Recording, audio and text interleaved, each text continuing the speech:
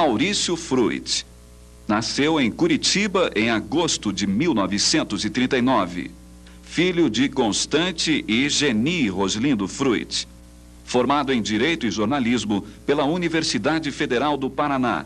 Iniciou sua atividade política como vereador de Curitiba em 1968 pelo MDB e elegeu-se deputado estadual por 2 vezes consecutivas pelo mesmo partido. Foi também deputado federal por 2 vezes, em 1979 e 83, na segunda sendo o mais votado do Paraná pelo PMDB. Eleito prefeito de Curitiba, cumpriu o mandato de 1983 a 1986. Foi ativo membro de diversas comissões no Congresso Nacional. Respondeu também pela presidência da Fundação Pedroso Horta, do PMDB. Este é Maurício Fruit, convidado de hoje da Sala Exclusiva. Boa noite. Está no ar Sala Exclusiva. Essa noite, com a presença, a participação de Maurício Fruit, ex-prefeito de Curitiba, e com uma larga folha de serviços prestados à atividade política, à vida pública de Curitiba, do Paraná e do Brasil. Boa noite, Maurício Fruit. Boa noite, uma satisfação estar com você, né, com o Silvio Sebastiani, um programa que conquistou a audiência da cidade de Curitiba, do Paraná, pela forma correta, pela forma objetiva com que tem se desenvolvido, oferecendo ao telespectador uma ideia de diversas fases da história do nosso estado. Na condução desse programa, conosco, como sempre, Silvio Sebastiani, o nosso analista político. Boa noite. Maurício Fruit começou a vida dele, jovem ainda, ingressando em partido político. E homem de rádio, homem de jornal, jornalista, atuava muito naquela área e ingressou num partido político para ser candidato a vereador. Iniciou sua carreira em 68 dentro do MDB, um partido de oposição à ditadura militar. Maurício Fruit poderia nos contar um pouquinho como é que foi sua participação dentro da vida política partidária como candidato a vereador em Curitiba? Eu comecei em 1968, como disse o Silvio, e comecei com o Silvio Sebastiani e com o Enéas Faria. O Silvio Sebastiani, presidente do MDB de Curitiba. Funcionava numa sala na Rua Pedro Ivo, havia sido sede do Partido Trabalhista Brasileiro, um local já com uma história política interessante que fez história em Curitiba e no estado do Paraná. Com Enéas Faria, candidato a vereador naquele mesmo ano. A partir do momento em que fui eleito vereador, procurei desenvolver uma atividade eminentemente partidária. O MDB no estado era organizado em poucos municípios e nós ajudamos a fundar, no período em que era vereador, aproximadamente 40 diretórios no interior do estado, basicamente na região metropolitana e no litoral. Depois, mais à frente, eu não sei se é por aí a resposta, eu me elegi deputado estadual em 70, continuei trabalhando muito no processo de consolidação do MDB, o partido de oposição à ditadura, com o Brasil enfrentando um momento de dificuldade. Pois é, Maurício, deste retrato desta época, a facilidade ou as dificuldades que existiam na formação de um partido de oposição. Eu vou citar um exemplo. Em 1969, a legislação eleitoral foi modificada. Daí vem aquela história, o cara queria casar com a princesa, filha do rei, e tinha que passar por 3 obstáculos. Tinha que matar o dragão com um espeto de churrasco, tinha que atravessar um rio nadando numa balsa, numa canoa, e tinha que fazer com que a videira produzisse vinho. E eram missões quase que impossíveis. E a ditadura criava problemas, alguns aparentemente intransponíveis. Um deles, o partido foi extinto e o MDB teria que ser recriado em Curitiba com, no mínimo, 1.500 adesões. As adesões só podiam ser feitas em locais públicos. E o MDB dispunha de apenas 2, na Assembleia Legislativa e na Câmara Municipal. A Arena, a Colégio Estadual, Secretarias de Estado, Palácio Iguaçu, etc, etc, etc, e uma disputa ferrenha entre os grupos do Paulo Pimentel e do Ney Braga, que pretendiam assumir o controle da Arena. O que acontecia? Filas imensas na Rua Barão do Rio Branco para as pessoas se filiarem nos livros da Arena. e ninguém para se filiar no livro do MDB. Faltavam 3 dias para o MDB chegar àquele número mínimo de 1.500, nós tínhamos mais ou menos 600 filiados, e uma dificuldade incrível. Até que, em um certo momento, se espalhou a notícia que existia um livro onde era mais fácil se filiar do que enfrentar toda aquela fila. E muita gente se filiou no MDB, oferecendo aquela condição legal que a ditadura exigia, pensando que estava ingressando na arena. Para contar uma história, que o Silvio conhece bem. Inclusive, na primeira convenção do MDB, depois disso, uma figura ilustre de Curitiba foi à convenção e reclamou veemente e violentamente: como é que eu fui chamado aqui para... Eu não sou filiado nesse partido comunista, eu sou filiado na arena. E daí nós procuramos essa pessoa e dissemos: melhor o senhor não falar nada, porque vai ficar muito desagradável uma pessoa tão culta e tão inteligente como o senhor dizer que se filiou num livro errado. Mas então tem histórias assim, dessa maneira. No interior, a perseguição é fantástica. Por exemplo, Mandirituba, que é o lado de Curitiba, nós constituímos uma comissão provisória integrada por 5 pessoas. No dia seguinte, o delegado de polícia, o prefeito, aquela pressão em cima, os 5 se desfiliaram. Filhão mais 5, os 5 se desfiliaram. Filhão mais 5, os 5 se desfiliaram. Depois de muito... Aí acabou o eleitorado. Mas no fim acabou o partido se consolidando e hoje é uma grande força em Mandirituba, no caso do MDB.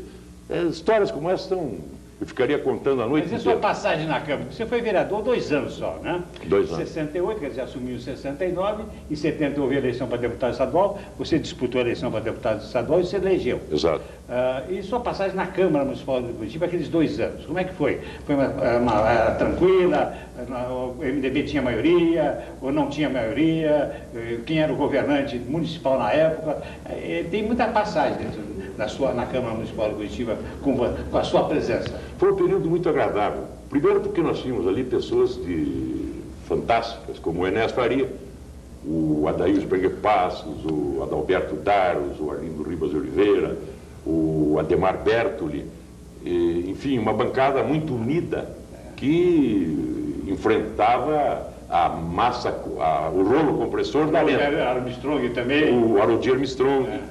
Nesses 2 anos de seu mandato na Câmara, que você interrompeu porque foi eleito deputado, né? O prefeito... Era o Omar Sabac. Omar Sabac, prefeito nomeado, mas era o Omar Sabac. Exatamente. Algum fato relevante, alguma coisa marcante na sua atuação como vereador? O prefeito Omar Sabac, ele era uma pessoa absolutamente dissociada da lide partidária, no caso da Arena. E havia um diálogo muito franco, se trabalhou muito, vocês todos se lembram, ele convocava as bancadas, discutia, enfim, uma pessoa que trabalhou com muita seriedade, sem qualquer tipo de resquício de perseguição, ou não, você é do tal partido, ou coisa parecida. Pelo contrário, ele inclusive me nomeou presidente de uma comissão para a consolidação de estados amadores. E depois a entourage do prefeito Omar Sabac procurou prejudicar de todas as maneiras e não me oferecia condições para que eu pudesse desenvolver um levantamento de áreas disponíveis, por exemplo, para a construção de praças esportivas. No entanto, eu conversei com o prefeito e ele determinou que isso acontecesse, como ocorreu, em 24 horas. Enfim, um relacionamento muito bom a nível de prefeitura. Na Câmara, um combate muito forte, uma ação eficiente, por exemplo, na consolidação do orçamento municipal. Na época, o vereador, pela legislação da ditadura, ele não podia apresentar emenda que aumentasse eventualmente uma despesa e sequer cortasse a despesa. Então, o Poder Legislativo estava totalmente mutilado. Era homologatória a participação. Exato. Agora, foi uma convivência muito agradável. Eu diria que foi o período de melhor convivência num legislativo, foi durante os 2 anos em que atuei como vereador. E é bom lembrar, Maurício, que também existiam 21 vereadores, hoje tem 33 vereadores na Câmara, e de 21 o MDB tinha 7 vereadores. Exato. Quer dizer, tinha um terço da Câmara Municipal de Curitiba, quer dizer, então havia muita dificuldade de aprovação também de projetos oriundos do MDB. Mas assim mesmo, Silvio, muitas coisas foram alcançadas, porque os 7 brigavam unidos, tinham um objetivo comum, e as dificuldades eram imensas, mas muitas coisas foram alcançadas.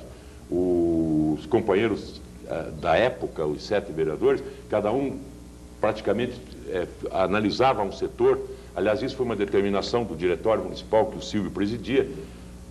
Um estudava, por exemplo, o plano diretor da cidade, as alterações que eventualmente fossem necessárias.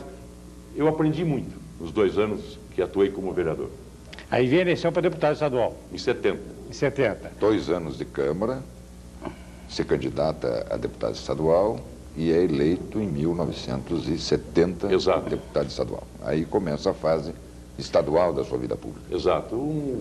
A mesma coisa, o MDB na época minoritário na Assembleia Legislativa, o governador do Estado, Haroldo Leão Pérez, representante oficial da ditadura. A primeira medida foi impor pela goela abaixo uma nova Constituição no Estado do Paraná. E foi uma luta fantástica. Nós derrubamos a Constituição do Estado do Paraná com uma liminar e depois com a decisão do Tribunal de Justiça, que foi mantida pelo Supremo Tribunal Federal. Foi pela primeira vez na época da ditadura, nós éramos 9 deputados. 45 total da Assembleia na época eram 9 deputados. Os 9 deputados, com a participação do brilhante professor, uma figura queridíssima da vida paranaense, o professor Renedotti, foi o autor, o advogado que ingressou com esse pedido de liminar, e a Constituição do Estado do Paraná foi suspensa. De nada adiantou a pressão violenta. O Haroldo Leão Pérez ameaçava, e de todas as formas possíveis, os parlamentares, principalmente os da oposição, os 9 deputados da oposição, e a Constituição do Paraná foi derrubada. Eu citei o trabalho fantástico do Dr. Renedotti, eu diria também a participação muito importante do deputado José Mugiaspe. Enfim, foi um outro momento muito interessante da vida pública do Paraná. Também o MDB com minoria. Exatamente. Com apenas 9 deputados, num total de 38 deputados. E essa Constituição, Mas é bom também peraí, que se registre. deixa eu continuar. Claro. Essa Constituição teve, assim, alguns fatos fantásticos também. Cada deputado podia defender uma emenda durante 30 minutos, prorrogados por mais 30.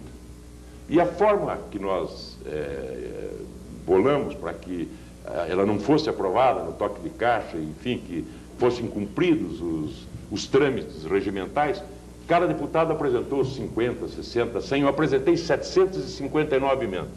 Isto é, eu tinha 759 horas para defender essas emendas. E as sessões da Assembleia Legislativa se prolongavam pela madrugada, um frio terrível em Curitiba, e começava a sessão às 2 da tarde e até às 7, 8 horas da manhã, para desespero do governador, que ligava do Palácio cobrando dos deputados governistas a aprovação da tal da Constituição. Mas, na verdade, apesar... Nessa noite você está citando, tem uma passagem também que nós temos que marcar. Vamos colocar eu estava presente. Vamos colocar um pouco de humor nisso aí. Tem que pôr...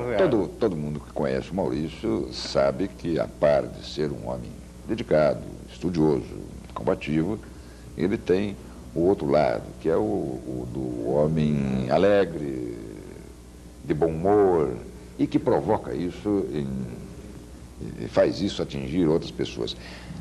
Apesar de toda a oposição e obstrução da oposição do MDB, o governador da época, Haroldo Leão Pérez, arrancou a Constituição. Exato. Depois ela caiu e tal. Mas arrancou de forma gelada. Essa é uma passagem de humor que o Maurício tem. É isso que o Silvio queria saber. É isso que eu quero lembrar, porque eu estava presente uma noite, assim, muito tarde da noite, uma noite muito fria, e a Assembleia plenarinho ainda, antigo da Assembleia, Exato. aquele pequenininho e tal. Isso. E muito fria, e o Maurício, aliás, o Maurício vai contar essa história, que ele sabe contar bem, e eu só quero dizer que eu estava presente e conheço bem a história. De forma que qualquer coisa que houver diferente, assim, nós vamos chamar a atenção do Maurício. Mas o Maurício podia relatar que é importante que o povo do Paraná conheça essa passagem do Maurício nessa votação. Aquela guerra valia tudo. É bom você contar. Foi uma passagem de humor, como disse o Silvio, falou o Ernesto, mas ao mesmo tempo ela tinha um objetivo. Cada minuto que nós ganhávamos era importante. E o Silvio falou, frio, Curitiba devia estar a 0 grau, talvez menos, abaixo de 0 ou 2. O local era muito frio. E eu mandei ligar o ventilador na Assembleia, os ventiladores que existiam na plenária, ventiladores imensos. Começou aquele evento e ninguém sabia, até que o presidente viu o ventilador ligar e mandou desligar. Eu fui lá, mandei ligar. Mandou desligar, ligava, desligava, e assim foi. E a discussão da Constituinte parou porque o problema ali era o ventilador. Até que o presidente mandou que os funcionários da Assembleia retirassem o ventilador e levassem no plenário. e retiraram os ventiladores. Daí eu fui para o corredor e disse, olha, o presidente está mandando que levem de volta o ventilador. E o presidente se exasperou comigo, discutimos, e novamente foi ligado o ventilador, até que a medida terminou cortando o fio do ventilador. Ele mandou cortar, o presidente Antônio Franco Ferreira da Costa, mandou cortar o fio do ventilador, e quem carregava o ventilador já faleceu também, o Antônio Carneiro, isso, um bom que era amigo, funcionário da Assembleia Legislativa, moreno, alto, forte, e ele foi lá e cortou o ventilador. E nós demos pelo menos uma hora a mais no processo de discussão. Esta foi a primeira eleição, o primeiro mandato do Maurício Fruit como deputado estadual em 1970, com uma bancada restrita, quantitativamente inexpressiva diante da quantidade dos outros deputados. Mas aí vem 1974 e o Maurício se reelege deputado estadual. Aí as coisas mudaram. Aí o MDB, o PMDB, passa a ter efetivamente força também de quantidade na Assembleia. Porque aí ficou 25 deputados do MDB e 29 deputados da Arena. Então o MDB começou a crescer e quase pega a maioria na Assembleia Legislativa. Aliás, até tem um fato muito importante também nessa luta, que na realidade o MDB fez a maioria. Houve uma conclusão aí no Tribunal Eleitoral, que já foi contada diversas vezes, então o MDB perdeu a maioria. Tanto é que o voto naquela época era voto vinculado, deputado federal e estadual, e o MDB fez 25 deputados estaduais e a Arena 29. E para deputado federal, que era voto vinculado, presta atenção, isso é importante, esse registro, o MDB elegeu 15 deputados federais e a Arena 15 deputados federais. Se a votação era vinculada, não poderia ter essa diferença. Então houve uma confusão, porque o medo da Arena, na época do regime militar, da ditadura, era que o MDB pegasse a maioria na Assembleia, porque o presidente da Assembleia também era vice-governador.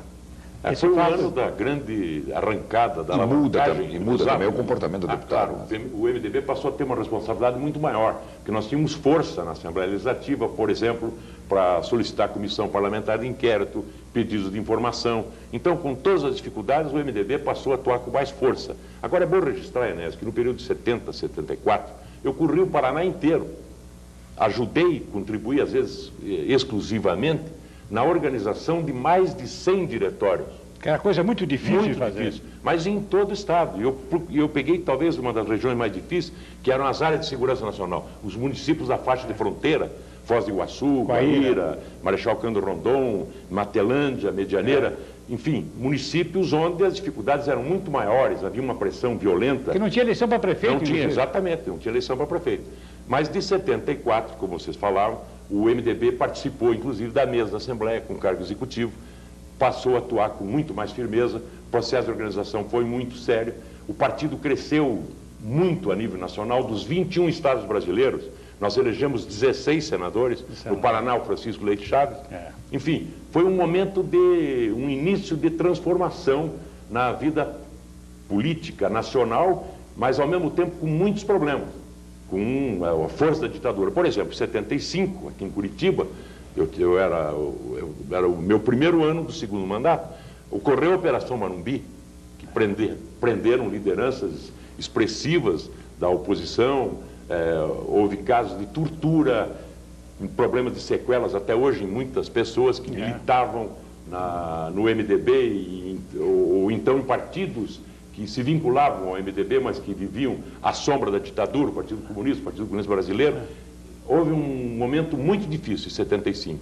Foi um recrudescimento da força militar. Mas, de qualquer maneira, nós passamos por esse momento e o partido continuou a crescer, a ocupar espaços e a obter confiabilidade e credibilidade perante a opinião pública de Curitiba, do Paraná e do Brasil.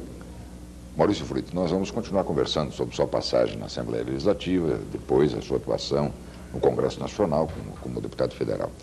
Mas vamos fazer um parênteses agora para trazer um dos nossos convidados que gravaram perguntas que vão ser dirigidas a você. O Maurício é um homem politicamente exitoso, deputado vereador, deputado estadual, deputado federal, presença firme e de peso nas direções, no comando partidário aqui e mesmo em Brasília. Mas, como todo homem público, teve os seus percalços eleitorais, uma eleição sem muito sucesso aqui, outra ali e tal. Mas nós vamos trazer seu antigo companheiro para encaminhar a pergunta. É líder do governo na Assembleia Legislativa, foi vereador ao tempo em que Maurício era prefeito em Curitiba. De oposição, Maurício, ainda. Sim, líder da oposição, Maurício, o deputado, hoje deputado Algaci Túlio. Bem, inicialmente quero cumprimentar os amigos Silvio Sebastiano e Inés Farias pelo belíssimo programa que fazem e dizer da minha satisfação em poder fazer uma indagação ao companheiro Maurício Frutti, ele que sabe da nossa convivência, e eu tenho sempre reconhecido de que se eu hoje estou na condição que eu estou, devo muito a você, Maurício Frutti, que foi meu professor em rádio no tempo ainda da emissora paranaense. Depois a gente caminhou por lados contrários na política, mas sempre tivemos um grande respeito tanto um para o outro. E eu nunca deixei, Maurício, de expressar o meu agradecimento a você e de reconhecer em você uma figura realmente extraordinária, um coração que não tem tamanho, né? Aquele deputado federal, aquele deputado estadual, o ex-prefeito de Curitiba. Eu queria perguntar para você, Maurício, será que eu e você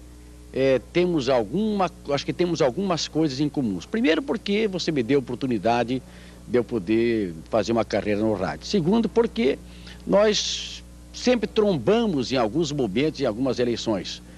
Eu acho que você foi um dos grandes injustiçados da nossa política. Você não poderia estar fora nunca de uma tribuna. Eu acho que você teria um espaço extraordinário ainda hoje lá no Congresso Federal.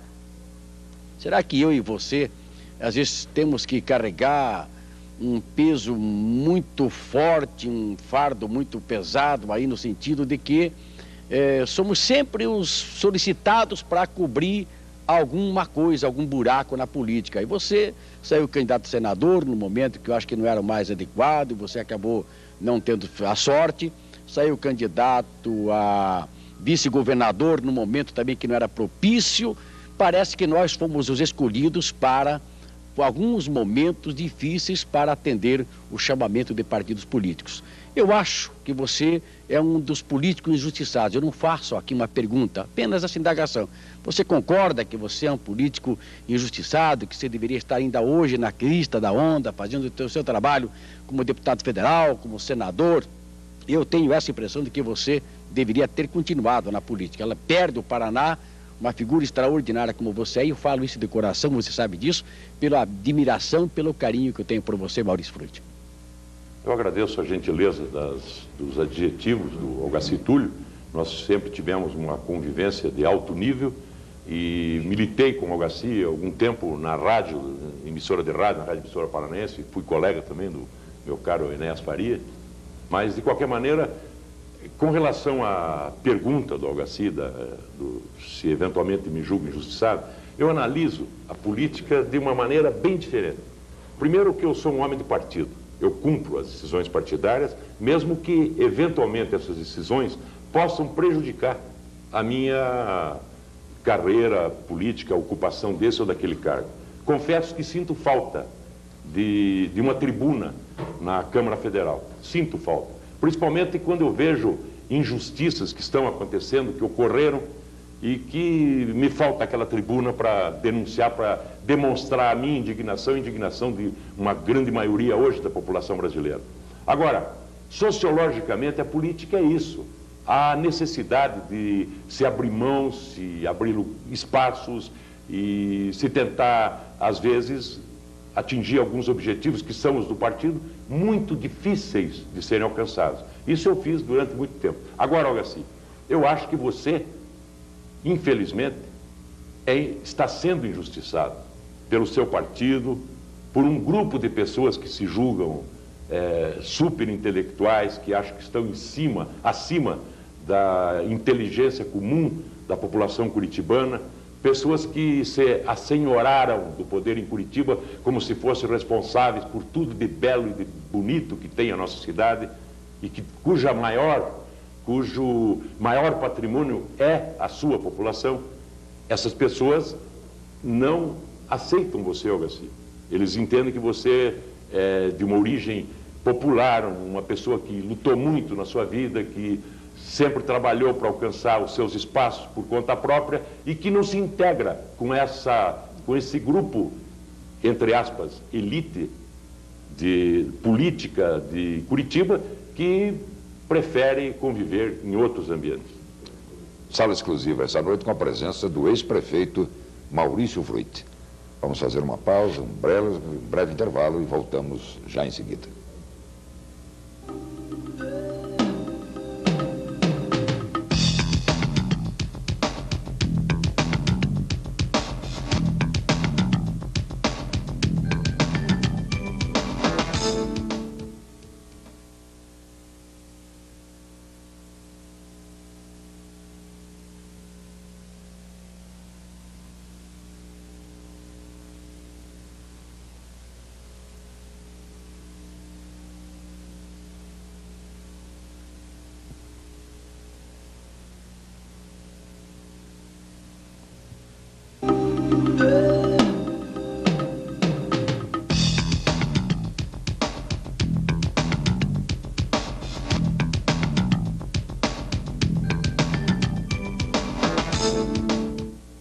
Voltamos com sala exclusiva e a presença do ex-prefeito de Curitiba, Maurício Fruit.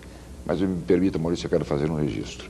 O último bloco desse programa hoje, após a conversa e o depoimento do Maurício Fruit, nós convidamos e teremos aqui algumas figuras políticas da nossa cidade, do nosso estado, em razão das convenções havidas ontem.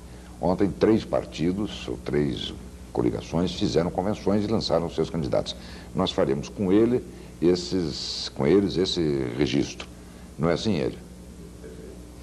E também está conosco o Edson Bullmann, já está aqui no estúdio, candidato pelo PST. Maurício Fruit, deputado federal, 1979.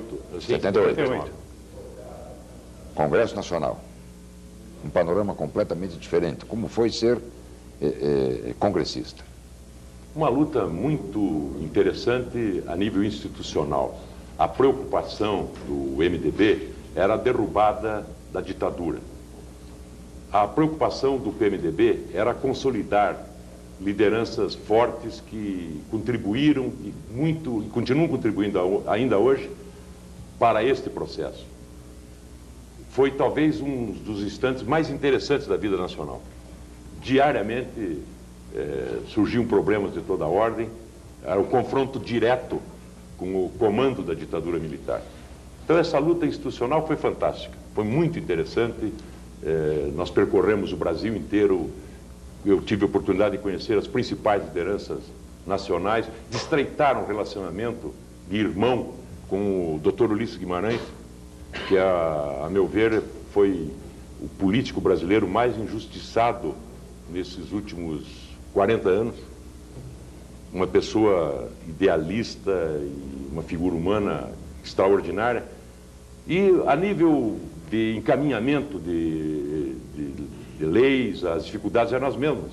O MDB é uma minoria, enfrentávamos todo tipo de dificuldade, convivi com figuras muito expressivas da política brasileira e da política estadual. Está aqui o grande guerreiro, meu amigo, meu irmão, Hélio Duque. Enfim, um momento muito difícil, em que, às vezes, nós praticávamos algumas loucuras no bom sentido, mas para mostrar que não temíamos o poder da ditadura e enfrentávamos todas essas dificuldades. Ainda assim, Maurício, há uma participação importante sua como representante do Paraná. Uma delas, que me vem à memória, que anotei. Há épocas fazia um trabalho muito grande no sentido de que o Paraná se apropriasse legitimamente, através de lei, de royalties sobre atividades da União aqui no Estado. E você foi o autor desse projeto de lei. Fale sobre isso. Em 1979, o meu primeiro projeto como deputado federal foi a regulamentação, a proposta para que o Paraná tivesse participação nos royalties gerados pela hidrelétrica de Itaipu e todas as demais hidrelétricas que existiam no Paraná já em funcionamento. Esse projeto eu reapresentei 6 vezes e na Constituinte conseguimos colocar no texto constitucional um dispositivo que permitia a regulamentação desta lei que se tornou realidade através, isso já em 1991, que foi a Lei 8.001, que regulamentou o assunto e que propicia ao Paraná hoje uma arrecadação anual em torno de 100 milhões de reais. Foi uma luta muito árdua, muito difícil e que teve momentos assim de extremas dificuldades. Por exemplo, a aprovação da lei, ela ocorreu numa sessão do Congresso, com a presença de apenas 3 parlamentares, através de um acordo de liderança formulado num período que se desenvolveu das 8 da manhã até as 19 horas. E uma pessoa que nunca foi lembrada, mas que o Paraná deve muito, foi o ex-senador Nelson Carneiro, que era presidente do Congresso, e que convocou a sessão do Congresso por xerox em 1 minuto. Se isso não fosse aprovado naquele dia, a legislação não entraria em vigor. Por quê? O presidente Sarney saía da presidência da República, tinha um acerto com o presidente que ele sancionaria aquela lei e enviaria para a imprensa oficial no mesmo dia o que aconteceu. A lei foi sancionada e publicada no Diário Oficial no dia 13 de março de 91, 2 dias antes do Collor assumir a presidência da República. Isso nós devemos a uma série de pessoas, entre as quais presto aqui uma homenagem ao senador Nelson Carneiro, que em 1 minuto convocou a sessão do Congresso, fato inusitado na história política do Parlamento brasileiro. Mas, Maurício, é bom registrar que você também foi gratificante, porque você vê essa luta de vereador, deputado estadual, deputado federal, a lei dos royalties, que você mesmo falou agora, mas em 82, você foi o deputado mais votado do Paraná, do PMDB, quase 150 mil votos, quer dizer, então isso veio vindo do seu trabalho como político. E depois, então, logo em seguida, em 83, com o governador José Richa, no governo do estado do Paraná, você foi escolhido prefeito de Curitiba. Esse é o assunto importante dessa noite, é a prefeitura de Curitiba. Queríamos que você tocasse um pouquinho, como é que foi essa sua indicação para você ser o prefeito de Curitiba? Eu, como disse Silvio, fui deputado mais votado do Paraná, em Curitiba, 86 mil votos, um total de 154 mil. Os vereadores de Curitiba, 22 vereadores do MDB, 21 indicaram meu nome. A bancada estadual, em sua totalidade, indicou meu nome, aliás, com uma exceção. E a bancada federal, em sua totalidade, indicou meu nome ao governador eleito José Richa. Os prefeitos da região metropolitana do MDB também fizeram a mesma indicação. E o Richa, sensível a estas manifestações, me nomeou prefeito de Curitiba.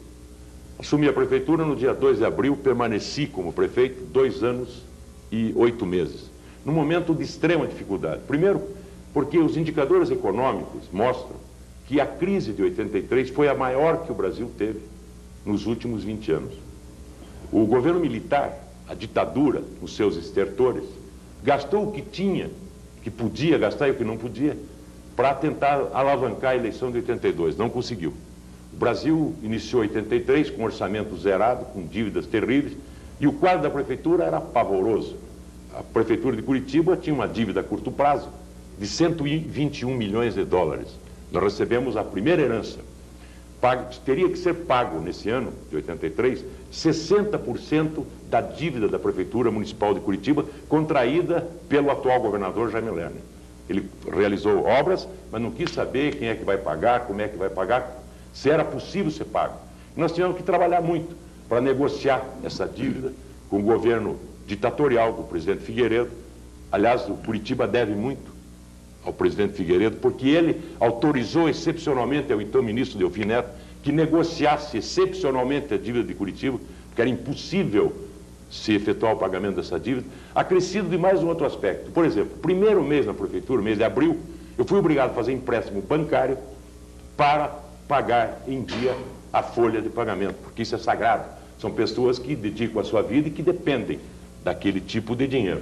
Então, quando você assumiu a prefeitura, a situação financeira era caótica. A propaganda é que Curitiba estava numa posição maravilhosa, mas a prefeitura, a situação financeira caótica. 121 milhões de dólares de dívida, né? Com um orçamento, na época, de 65 milhões, eu vou falar em dólares, porque era a moeda que se... Na época, 65 milhões de dólares. O orçamento do ano inteiro para pagar funcionário, custeio, para obras, que não era impossível, porque a folha de pagamento absorvia junto com o custeio a totalidade desses recursos. Então, uma dificuldade muito séria que nós tivemos que usar de todo o conhecimento que tínhamos a nível nacional e internacional para buscar recursos, o que acabou acontecendo 8 meses depois, quando conseguimos o maior projeto, na época era o projeto do Banco Nacional de Habitação, projeto CURA, destinado à recuperação de áreas periféricas, e que foi o maior do Brasil. E com isso nós pudemos realizar um programa de creches, iniciamos o programa de saúde em Curitiba. Mas esse programa todo veio depois, né? Um ano depois. Porque você foi nomeado de repente e não sabia, não deu tempo de programar nada em termos de prefeitura. Sem projetos.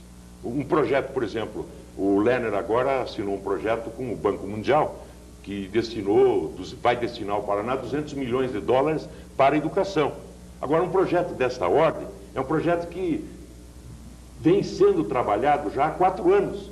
Quem começou o projeto foi o Requião, no governo do Requião. É um projeto detalhado, os técnicos do Banco Mundial, do Banco Interamericano, estiveram aqui várias vezes. Então não é do dia para a noite que se consegue. Esse dinheiro, inclusive, está aqui desde janeiro do ano passado. Esse dinheiro. Não, na área educacional. Na área de educação. Da área educacional, exatamente. Mas é um projeto que leva 4 anos. 4 anos levou, 4 anos. Exato, não é fácil, não é do dia para a noite. Esse projeto eu conheço bem. Vamos voltar para Curitiba. Aí você conquista recursos para implantar o projeto CURA. Que foi o maior do você Brasil. fez? Nós iniciamos o programa de saúde. A preocupação nossa na prefeitura foi com a área social. Nós vivíamos um desemprego. Vocês lembram, em 83 o Paraná sofreu problemas de enchentes. Da noite para o dia, melhor dizendo, em 30 dias, Curitiba, que tinha 26 mil pessoas desabrigadas, que eram atendidas pela prefeitura, recebeu em 30 dias mais 50 mil pessoas, que vieram dos municípios vizinhos, dos municípios do Paraná, muitos de Santa Catarina, sem condições de perspectiva de encontrar outro tipo de caminho, vieram para Curitiba. Então nós tivemos legiões de desempregados, tivemos que adotar uma série de políticas alternativas, conseguimos recursos a fundo perdido no governo federal, recursos internacionais, criamos frentes de trabalho semanais, gerando 3 mil empregos por semana, para que a pessoa tivesse o mínimo suficiente para comer, sem perder a dignidade de ter que socorrer, pedir esmola. Enfim, criamos uma série de frentes de trabalho, pedras irregulares, construção de escolas, construção de pontes, pequenas pontes de Curitiba. Na área da educação. Funcionando até hoje. Na área da educação. A educação foi uma das lutas maiores da nossa administração. Primeiro que introduzimos o projeto da escola aberta, da participação popular dos pais de alunos, dos professores, na discussão dos currículos. Então, houve uma abertura ampla, uma abertura democrática, em que esse projeto de escola aberta é referência nacional. Os maiores educadores do Brasil defendem com a melhor experiência realizada até hoje no Brasil o projeto educacional de escola aberta, que muita gente participou, nem sabia o que era, mas o objetivo era a democracia, era a participação popular. Nós aprovamos, Enéas, uma luta do magistério de Curitiba, que se desenvolvia há 15 anos, o Estatuto do Magistério, uma conquista fantástica, foi a primeira capital brasileira e o primeiro município do Paraná a adotar, a instituir o Estatuto do Magistério, que estabelecia uma série de normas, inclusive, por exemplo, a promoção incentivando o mestre a cursar nível superior. Por exemplo, o professor que conseguisse, com toda dificuldade, ao cursar um nível superior, ele tinha uma série de promoções, enfim, um estatuto sério, um estatuto honesto, e houve, assim, uma atenção muito grande no setor educacional. Nessa época, inclusive, Enéas, surgiu um projeto muito simples, chamado Irmão Menor. Nós passamos a fornecer, a prefeitura fornecia merenda escolar, nós reforçamos essa merenda. Nós passamos a oferecer a cada criança da escola municipal uma refeição completa, que lhe oferecia calorias, proteínas, etc., para enfrentar o dia inteiro, principalmente nas escolas mais afastadas do centro. E um dia, na escola do Barigui 1, ali junto à Vila Nossa Senhora da Luz, na hora do recreio, eu visitava as escolas, pelo menos 2 escolas eu visitava todos os dias, eu corri todas as escolas, conversava com os professores, com os pais, com os diretores, e nessa escola, na hora do recreio, uma criança recebe aquela merenda e vai no alambrado que separava a escola da via pública, passa pelo alambrado, um sanduíche e um copinho com chocolate quente para o irmãozinho de 3 anos de idade, que esfomeado comeu aquela refeição. E a partir daquele dia nós criamos um projeto, Irmão Menor, em que o aluno matricular na escola podia levar para a refeição os seus irmãos menores que enfrentavam dificuldades de toda ordem e que o problema fundamental era comida. Então, ações desse tipo, nós poderíamos citar assim centenas. O passe dos empregados, o passe do idoso, que foi o primeiro do Brasil. Passe de ônibus. Passe de ônibus para o idoso, para o aposentado. Ações setorizadas. E o funcionário público municipal? Funcionário público, nós fizemos... Mero tratamento a eles? Tratamento de diálogo direto, com portas abertas, de discussões permanentes. O que fosse possível atender e fosse justo, nós atendíamos. Mas o principal não foi isso, senhor. O principal foi a reforma administrativa. A reforma administrativa da prefeitura estava engavetada há 15 anos. É muito difícil fazer uma reforma administrativa, né? Se você, telespectador, é funcionário de uma empresa, é funcionário público, tem uma mesa, e no dia seguinte você vai trabalhar, aquela mesa está fora do lugar, a cadeira não está ali, não, a tua sala não é mais essa. Não é mais essa. A pessoa não gosta. Ela tem que discutir por que a mesa vai sair dali, por que ela vai mudar de sala. Ela não gosta de receber aquela ordem autoritária. Não, agora você não vai ficar mais aí. Mudar a legislação do funcionalismo é dificílimo, porque tem mais de 250, 300 exemplos de desigualdades que têm que ser tratadas de forma desigual. Muito difícil. Nós conseguimos, em 2 anos e meio, aprovar esse estatuto, a reforma administrativa da prefeitura, que agilizou, que dinamizou, que descentralizou e que possibilitou hoje que a administração tenha administrações regionais e que os secretários possam desenvolver suas atividades. Maurício Fruit, nós vamos logo em seguida trazer mais um dos convidados que gravaram perguntas dirigidas a você. Eu só queria fazer um novo registro. Ao final desse programa, no último bloco de sala exclusiva de hoje, faremos o registro dos candidatos a prefeito de Curitiba. E você está aqui à frente deles comentando tantas coisas, isso até é bom, não é? Porque já passou... o candidato do meu partido, o Max Rosman. Porque já passou por tudo isso. Então nós já temos aqui o Max Rosman, candidato do PMDB, convenção ontem, o Edson Muhlmann, candidato do PST de uma coligação, também convenção ontem, e temos o presidente do PSDB, o ex-deputado Hélio Duque. Mas nós vamos chamar um convidado, o ex-vereador José Maria Correia.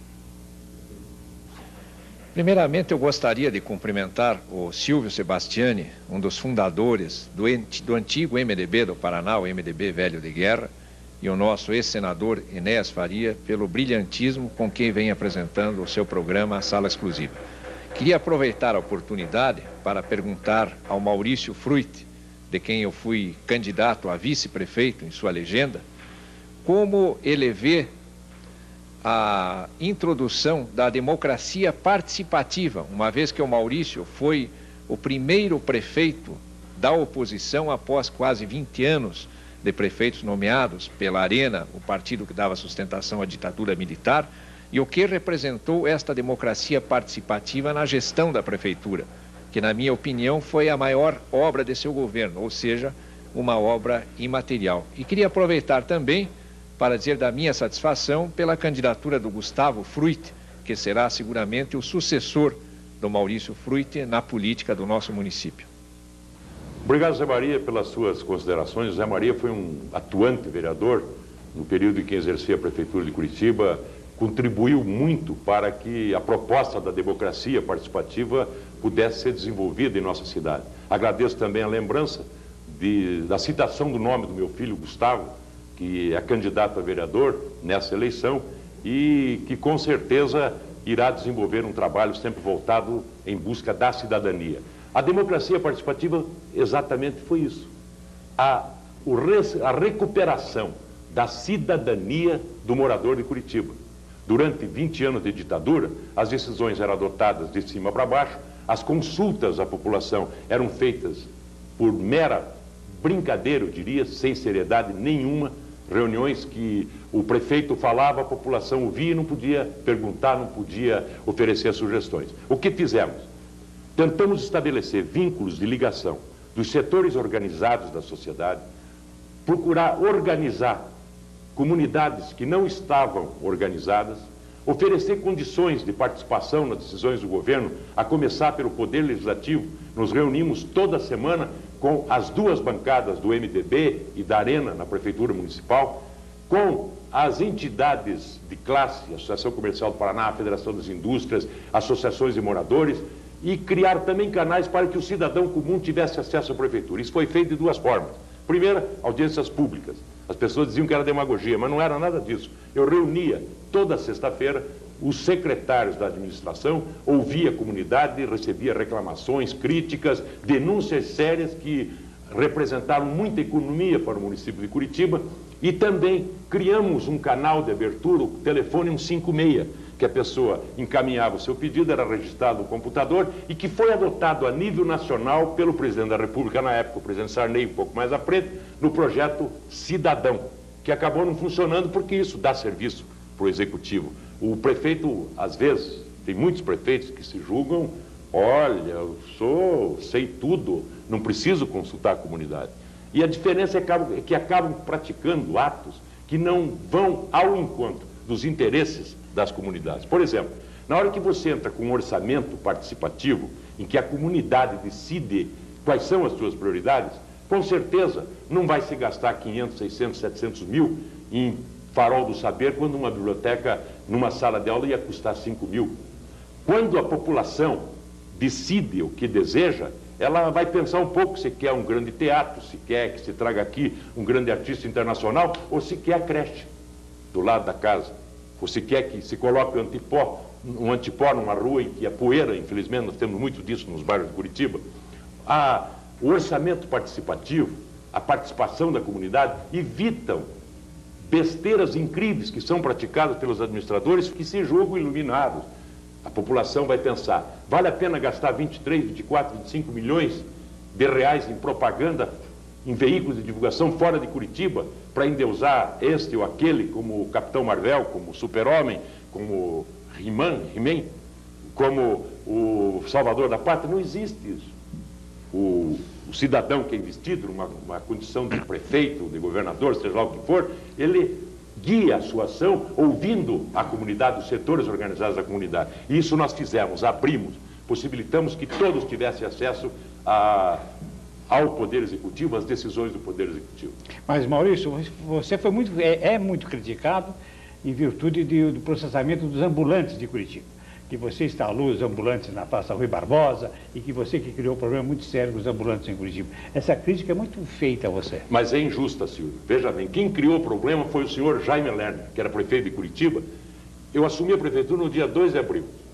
Em dezembro de 82, ele era prefeito, Curitiba foi inundada por vendedores ambulantes que ocuparam a Rua 15, a Rua das Flores, a Marechal Floriano, as praças, as calçadas da Marechal Deodoro, da Marechal Floriano. Nós lançamos um projeto, calçada é para o pedestre, e começamos um trabalho.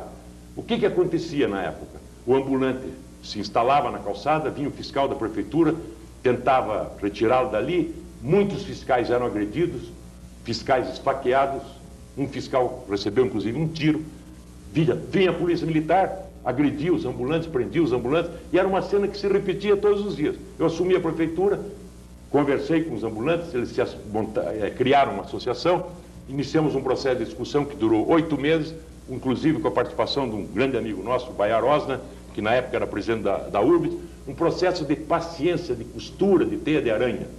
E tiramos os ambulantes das calçadas da Rua das Flores, da Rua 15, da Marechal Deodoro, da Marechal Floriano, é que as pessoas se esquecem, né? Eles não se lembram, mas havia dificuldade do pedestre caminhar. Tinha que desviar do vendedor de banana, do vendedor de caqui, do vendedor enfim, de tudo. Moral da história, estabelecemos pontos em vagas que eram destinadas a estacionamento para veículos, 3 em cada quadra, na região central da cidade, estão lá até hoje as barraquinhas. As barracas passaram a ser fiscalizadas pela saúde pública, pela Secretaria da Fazenda, passaram a pagar impostos, e na Praça Rui Barbosa, onde desordenadamente estava sendo ocupada por ambulantes, nós colocamos 300 pontos separados, higienicamente separados, com fiscalização da prefeitura, com atenção dos órgãos públicos. Se ofereceu uma condição de respeitabilidade ao ambulante, terminou com o caos e com a anarquia, terminou com as agressões diárias que ocorriam contra essas pessoas, e tem gente que critica. Quem critica são exatamente aqueles que foram os responsáveis pela confusão, pelo caos com que eu recebi a Prefeitura de Curitiba em 83. Maurício Fruit, ex-prefeito de Curitiba, nesse programa de hoje tem a oportunidade, inclusive, de estar dizendo da sua experiência àqueles que pretendem vir a ser prefeito da nossa cidade, da nossa capital. Já dissemos a vocês que ao final desse programa, no último bloco, nós teremos uma participação conversando sobre convenções e projeção de eleição com os candidatos que foram ontem homologados nas suas convenções. O Max Rosman, o Edson Bullman e, representando o PSDB, o presidente do partido, o deputado Hélio Duque. Maurício, todo mundo fala disso. Todos que foram prefeitos de Curitiba e até alguns no governo do estado levantam essa bandeira. A sua época de prefeito, o que se propôs ou o que se fez com relação ao chamado sistema policêntrico? E você explique o que é isso aí. O plano diretor de Curitiba tem a sua origem em 1941, já foi contado aqui em outros programas, não há necessidade de eu recapitular. Em 1965, o prefeito Ivarzua, aliás, eu faço um parêntese, extraordinário, competente, uma pessoa de visão de futuro e que, ao contrário dos atuais dirigentes, nunca se preocupou com propaganda. Nunca gastou dinheiro, jogou dinheiro fora em propaganda. A preocupação do Ivarzua foi com a comunidade e com o futuro de Curitiba. E o plano diretor de Curitiba, de 65, já fala em centros ou locais policêntricos da nossa cidade. Na realidade, o objetivo é evitar o congestionamento nas áreas centrais, facilitar o gerenciamento do transporte urbano, fazendo com que os moradores de determinados bairros da cidade, e daí nós trabalhamos nesse sentido, seriam criados 5 policentros, que seria um no Boqueirão, outro no Portão, outro no Bacaxiri, outro em Santa Felicidade e outro na Vila Auer, em que a prefeitura, com pequenas modificações no plano diretor, na lei de zoneamento, possibilitasse, por exemplo, na Vila Auer, alvarás para funcionamento de pequenas indústrias não poluentes, do Bacaxiri, pequenas indústrias no setor de malharia, também na Vila Auer, na região do Portão, a mesma coisa, enfim, fazendo com que cada bairro da cidade tivesse um mínimo de condições de vida própria, oferecendo empregos para que não houvesse necessidade de deslocamento dos seus moradores para o centro da cidade e, às vezes, por questões de menos importância. A nível de prefeitura, nós descentralizamos a administração, criando em cada terminal de transporte urbano da cidade um centro de informática, em que 56 ações administrativas, burocráticas da prefeitura poderiam, como puderem, como foram, serem praticadas sem necessidade do morador interessado se deslocar até a sede da municipalidade. Por exemplo, alvarás que não tivessem implicações, que não ferissem determinados dispositivos legais que norteiam a sua concessão, enfim, ações simples e que custavam para a prefeitura R$1.000 por mês em cada ponto desse. O que faz o prefeito hoje? Só para citar um exemplo. Não, vamos fazer propaganda, criar a Rua da Cidadania, gastar dinheiro em cima, por uma coisa que já existia e que não custava nada para os cofres municipais, perto do que se gasta hoje em propaganda e com a execução desta obra. Para citar um exemplo. Enfim, o trabalho para o estabelecimento em Curitiba de regiões policêntricas, ele foi iniciado na minha gestão e, lamentavelmente, sofreu um processo de paralisação na sequência. Nós vamos, se ainda houver alguma coisa que o Maurício entenda que de dever, seja bom registrar, nós voltaremos à prefeitura. Nós vamos trazer mais um dos convidados que gravou pergunta ao ex-prefeito Maurício Fruit, o jornalista Hugo Santana. Maurício, a candidatura do Gustavo a vereador significa que você está passando o bastão ou você tem novos projetos para o futuro? A candidatura do Gustavo, para mim, é um motivo de muita satisfação. O Gustavo, meu filho, ele sempre me acompanhou durante toda a minha vida pública. É uma pessoa idealista, que sabe o que quer, que tem uma visão social extraordinária, que tem uma preocupação em que a cidade cresça de forma coletiva, em que não existam as grandes diferenças, em que todos tenham condições de vida feliz, de vida com emprego, com moradia. Enfim, a preocupação do Gustavo sempre foi essa. A luta do Gustavo sempre foi uma luta em favor da comunidade como um todo. O Gustavo é altamente preparado para o desenvolvimento de sua ação como vereador. Eu tenho certeza que será um grande representante popular. Não significa que eu vá paralisar minhas atividades políticas. Eu iria perguntar, você está se aposentando da vida pública, da política? Eu vou me aposentar na política quando não puder respirar mais, porque eu não posso, de maneira alguma, deixar de exercer na minha plenitude as condições de cidadão. E eu sempre vou ser a mesma pessoa indignada com as injustiças, eu sempre vou ser a pessoa preocupada em se oferecer condições mínimas de vida para as nossas comunidades. Então, politicamente eu nunca vou parar, vai ser uma luta permanente. Agora, o fato de eu não ter função pública, isso é muito relativo. Está aqui o Hélio Duque, foi meu companheiro, brilhante deputado, já citei aqui, e que não tem atividade, não tem mandato eletivo, mas continua desempenhando com o mesmo brilhantismo, com a mesma eficiência, as suas atividades de cidadão. E eu também faço o mesmo. Sou presidente da Fundação Pedro Osório, tenho discutido teses que interessam à macroeconomia do Paraná, ao sul do Brasil, ao nosso país. Estamos com um projeto fantástico que vai ser encaminhado agora a todos os deputados federais e estaduais do MDB, mostrando dicotomias terríveis que estão ocorrendo na administração pública federal. Fernando Henrique Cardoso precisa melhorar o rumo dele. Enfim, a atividade política eu vou continuar sempre brigando. Maurício Fruit, o nosso tempo está se esgotando. Por gentileza, as suas considerações finais. Eu gostaria de traduzir mais uma vez os meus agradecimentos a você, ao Silvio Sebastiani, saudar os amigos que estão aqui, o Hélio Duque, o candidato a prefeito Edson Milman, o candidato do meu partido, Max Rosman, e que vão participar no último bloco do programa. Agradeço a gentileza dos telespectadores em me ouvirem e muito obrigado a vocês todos da TV Exclusiva. Muito obrigado, Maurício Fruit, ex-vereador de Curitiba, deputado estadual, deputado federal, ex-prefeito da nossa capital, da cidade de Curitiba. Obrigado pela sua participação, que ilustrou a nossa série de programas sobre depoimentos da cidade. Nós voltaremos em seguida com os candidatos ontem aprovados em convenções como postulantes à Prefeitura Municipal de Curitiba.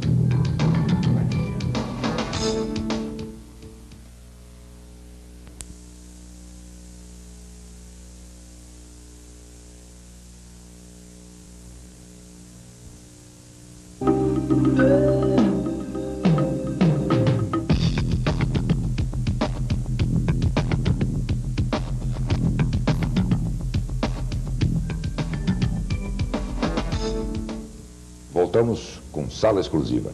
Essa noite, nos primeiros momentos, nós tivemos a participação e o depoimento do ex-prefeito Maurício Fruit. Nesse último bloco, convidamos e temos aqui a presença daqueles que ontem, sábado, foram indicados candidatos à Prefeitura de Curitiba pelos seus partidos. Max Rosman, pelo PMDB, o Edson Milman é do PST, mas já com uma ampla coligação de partidos, partido presidido pelo Joacir Vicari, a coligação também, e temos a ausência do candidato do PSDB, o Carlos Simões, mas temos a presença do presidente do partido, o ex-deputado Hélio Duque. Senhor Barros, comece com o Hélio explicando por que o Carlos não pôde vir. É uma explicação que nós temos que dar, senhor, para o nosso espectador, sobre a ausência do candidato Carlos Simões. Que a intenção da Sala Exclusiva Especial de hoje era trazer todos os três candidatos que ontem disputaram a convenção, e já temos aí na praça, na rua, 3 candidatos eleitos em convenção a disputar a eleição de Curitiba para prefeito de Curitiba. Mas vamos falar primeiro com o presidente do PSDB, que ontem realizou a convenção também, para ele contar, explicar a vocês, principalmente, você, nosso ouvinte, sobre o problema do não comparecimento do Carlos Simões, que é o candidato ontem escolhido em convenção. E vamos falar um pouquinho sobre a convenção do PSDB realizada na tarde de ontem. Boa noite, companheiro, amigo de velhos tempos, o Hélio Duque, ex-deputado federal e hoje presidente do PSDB. Satisfação, Silvio. Eu realmente, ontem, quando saía lá da nossa convenção, foi o último contato que tive com o nosso candidato, Carlos Simões, que após essa interferência indébita do Palácio Iguaçu, porque eu nunca vi na minha vida a direção estadual, a direção nacional de um partido, e isso Arthur Virgílio Neto, que é secretário-geral do PSDB Nacional, veio dizer ontem aqui em Curitiba, mas que lamentavelmente a imprensa do Paraná, que nos últimos 2 meses sempre disse que nós teríamos candidato próprio, sempre é a terceira vez, que mais uma vez, quando estava trazendo Álvares também para o partido, dizia que eu não tinha voto suficiente. E daqui para frente, que vamos fazer uma asepsia, uma limpeza, uma higienização dentro do partido, eu quero dizer que essa convenção foi algo que na vida, e sabe disso o Enéas, que nós nos conhecemos há 30 e tantos anos atrás, ele presidente da URGS aqui, eu presidente da ABS na Bahia, num congresso em Campina Grande, nunca vi, Enéas Faria, a violência pelo peso do dinheiro, pelo peso da máquina pública que o senhor Jaime Lerner e o seu candidato, Castro Taniguchi, tentou praticar, fazendo um verdadeiro ato de estupro em relação ao PSDB. Mas este é um partido de homens, de mulheres e de jovens dignos. E deram a resposta no tom que foi. O Carlos não está aqui porque também envolvido em todo este processo. Parece-me que hoje pela manhã ele teria 2 reuniões no bairro do Boqueirão e também na Vila Auer. O deputado e presidente do PSDB, Hélio Duque, e a soma de votos, a diferença de votos, o total da votação de ontem, realizada ontem, nessa convenção do PSDB. Como é que foi? Foi muito favorável à presidência do partido, à decisão do partido, ou foi muito desfavorável? Olha, dizem que o Palácio Iguaçu, e como eles são ruins de administração, são ruins também de contabilidade, muito menos de política, não é? Diz que eles tinham um levantamento lá, acho que na sua Casa Civil, de 33 votos favorável à coligação, não é? E nós obtivemos 28 votos, um voto que votava conosco, mas eu havia encerrado a lista de votação, não permiti, porque o convencional chegou atrasado, nos demos aí deste luxo. E fizemos 28 votos de 44 votantes, com 2 ausências, contra 15. Eu, antes, no dia anterior, tinha dado uma entrevista ao jornal A Folha de Londrina, que eu dizia, quando recebi essa informação dos 33 votos, eu digo, amanhã vai se ferir aqui uma luta mais ou menos com o ataque do Palmeiras ainda com Miller, contra a defesa do Noroeste de Bauru. Foi uma boa goleada, foi 2-1. Se eu me permite, o Enéas Faria agora... Claro, vamos voltar com ele e saber dessa questão doméstica, dessa luta que se travou lá no PSDB. Mas ontem também houve uma outra convenção e também, não sei se é bem esse o termo, mas complicada, porque houve disputa, e disputa ferrenha na convenção, e onde o resultado final mostrou uma diferença relativamente pequena. Como foi Max Rosman, do PMDB, a sua convenção ontem?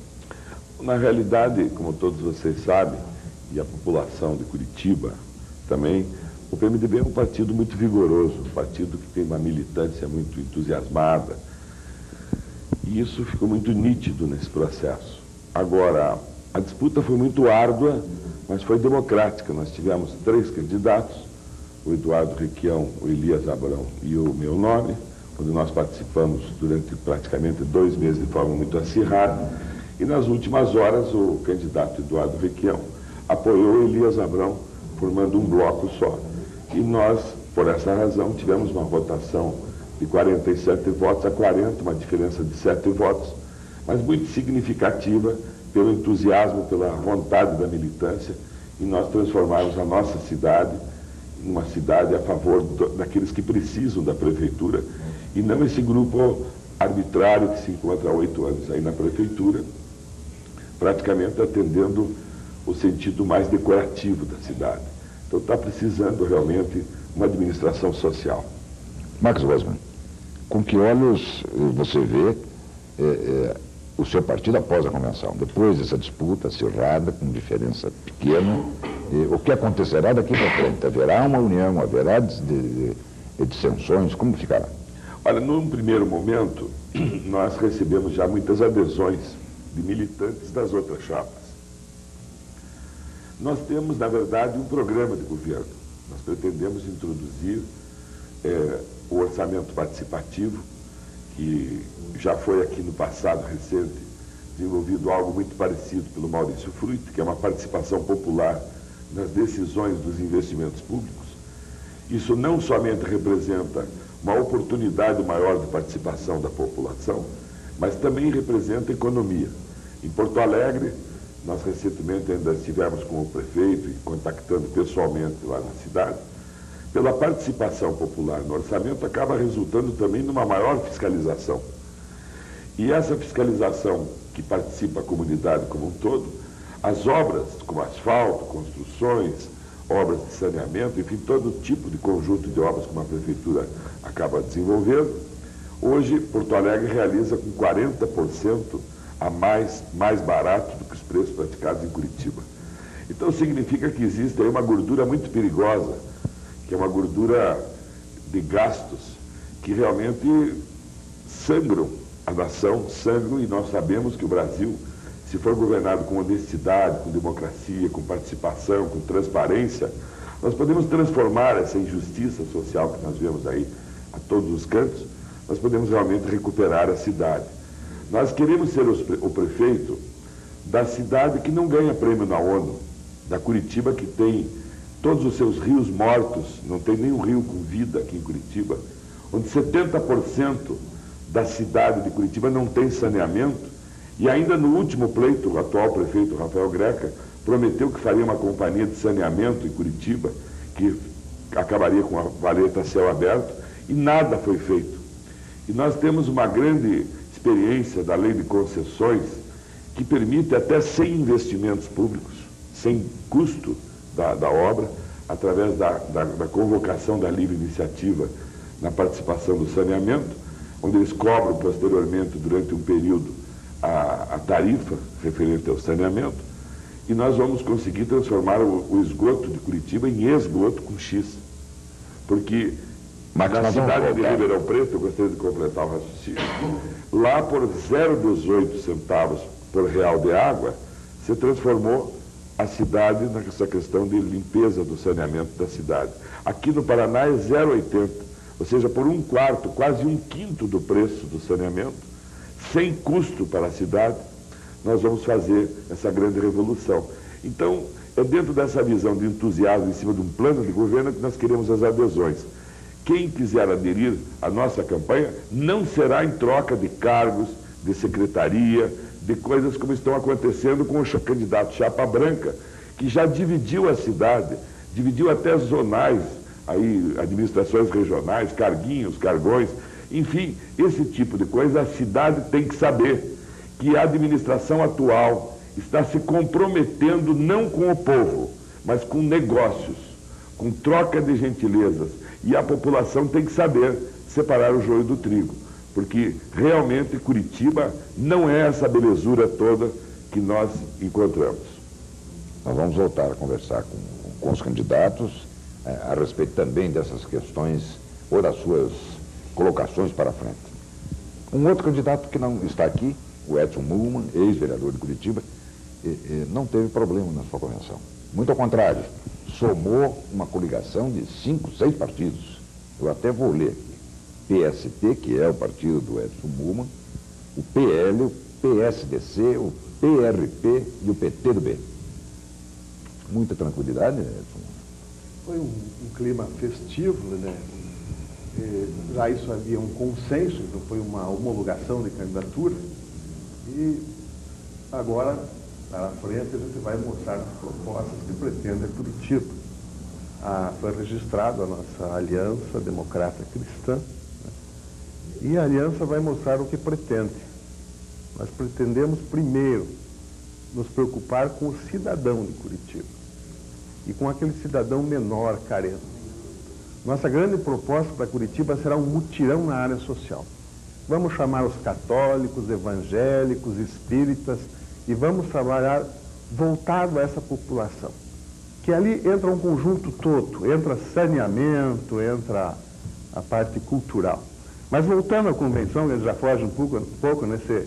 O candidato sempre já está preocupado com a cidade, por isso já é candidato a prefeito. A convenção foi um clima festivo, um ambiente sadio. Já nos procurou o PST, já no início, Milmo, seu candidato. Horácio me ligou em seguida, o PL vai com você, Milmo, pelo teu estilo de trabalho e tal. Então, essa costura da coligação, ela nasceu natural. Por isso que eu sou candidato a prefeito, não forçando, não brigando com ninguém, não disputando. E Temos, o pessoal pergunta, na área evangélica da cidade, a minha candidatura é histórica. Eu sou o primeiro candidato evangélico a prefeito de Curitiba. Já pedi entrevista com o arcebispo, devo conversar com ele. Já como vereador há 10 anos, já tive envolvimento no atendimento a problemas de igrejas católicas. Então a gente quer trabalhar com a cidade, né? Com a cidade e mostrando o que a aliança pretende trazer para Curitiba. Eu quero dar uma explicação. O Edson Milman foi vereador em 82 pelo PMDB naquela época, tem 10 anos de mandato em Curitiba como vereador, está candidato a uma coligação, e nós queremos saber, nessa coligação, como ele disse, foi pacífica, não teve problema nenhum, 5 partidos unidos, foi festejado e tal. Bom, então já deve ter, logicamente, não é o caso dos outros casos, que é o do PSDB e do PMDB, que ainda não tem candidato a vice-prefeito. Eu perguntaria ao Edson Milman, que é candidato a prefeito, por essa aliança democrática, e quem é o candidato, e dizer um pouquinho do candidato a vice-prefeito da sua chapa. João Carlos D'Angleca é o meu vice, é um empresário, ele tem um grande envolvimento, um grande trabalho social na cidade, e ele é católico e vai contribuir muito na nossa administração, trazendo as suas ideias. Essa indicação foi a indicação do PL, porque numa aliança democrática, ela tem que cada partido contribuir. Então foi a escolha do PL que apresentou o João Carlos D'Angleca, que já é um antigo militante do partido dele. Max Rosman, quem será o vice do PMDB? O seu vice? Haverá coligação ou o próprio partido dará o vice? Bom, a nossa decisão será no dia 30 de junho, já está marcada, e até lá nós vamos, com a mesma militância que me convocou a ser candidato, debater amplamente e podermos extrair um nome vigoroso que venha participar com bastante força dentro da nossa chapa. O nome que se destaca mais assim, dentro do nosso grupo de militância é o nome do companheiro Romanelli. Mas nós temos mulheres de grande capacitação no partido, nós temos outros companheiros, enfim, nós vamos ver dentro da maior e melhor abrangência e também a possibilidade de eventuais de alguma coligação, se bem que o governo do Estado, já nesse balcão de negócios que eu me referi anteriormente, ele tentou praticamente fechar tudo que tinha de partidos em torno do candidato, numa esperança de fazê-lo um candidato eleito sem disputar a eleição, porque realmente o candidato chapa branca, ele vai enfrentar muita dificuldade, porque ele não é novo na praça. Ele, na verdade, já está militando na vida pública há mais de 30 anos e pouco tem contribuído. Então nós queremos realmente esse debate com a população. A mesma pergunta nós faremos agora ao deputado, presidente do PSDB no Paraná, ex-deputado Hélio Duque, do PSDB. Ele vai ter candidato a vice, logicamente que terá. Será do próprio PSDB ou há a possibilidade de fazer uma coligação? Ou quem seria o perfil desse candidato a vice-prefeito de Curitiba pelo PSDB? Nós vamos ter a nossa convenção no próximo dia 22, que é o sábado. Nós, a partir de segunda-feira, que é amanhã, que vamos começar esse processo de conversação, até porque tínhamos um quadro tumultuado dentro do partido por essa interferência disso que o Max fala, de candidato chapa branca, porque, sabe, Max, esse pessoal é muito interessante. São políticos militantes há mais de 30 anos e dizem-se sempre técnicos. É algo que precisa também desmascarar aqui para Curitiba. E sócios também. E tem a característica de terem sido sempre biônicos, gostam sempre de nomeações. Quando você, com legitimidade no PMDB, nosso candidato, a quem queriam atropelar, imaginando que o PSDB fosse um balcão de negócio, né? Mas os nossos convencionais responderam muito positivamente, como vão responder na nossa convenção do dia 22, já convoquei para o próximo sábado, quando nós completaremos a nossa chapa de candidatos a vereadores e também o nome de vice-prefeito. Obviamente, não descartando a perspectiva e a possibilidade, inclusive, de uma aliança com nome que ainda não posso aqui adiantar, porque são conversas ainda preliminares em relação à candidatura de vice-prefeito. Mas há uma possibilidade de coligação com o PPB. Eu não particularizaria ainda a questão do nome. Temos conversado com muitos companheiros do PPB e também de outros partidos aqui do Estado, mas essa será uma conversa que no decorrer da semana nós temos que primeiro resolver botar ordem na nossa casa. Aliás, que sempre teve em ordem, mas que aqueles que gostam da política, um para ter negócio, outro para defender a sua empresa, outro para ter emprego no governo, e que estavam filiados ao PSDB. Aliás, que eu aproveito até esse pessoal, talvez eles se sintam melhor, né, dentro do PDT, que aproveitassem, se desfiliassem do partido e servissem com lealdade por inteiro ao Jaime Lerner, porque de hora em diante, quem imaginar, e já vou aqui, pela vez primeiro estou a falar, ninguém vai criar dissidência dentro do PSDB. E já aviso.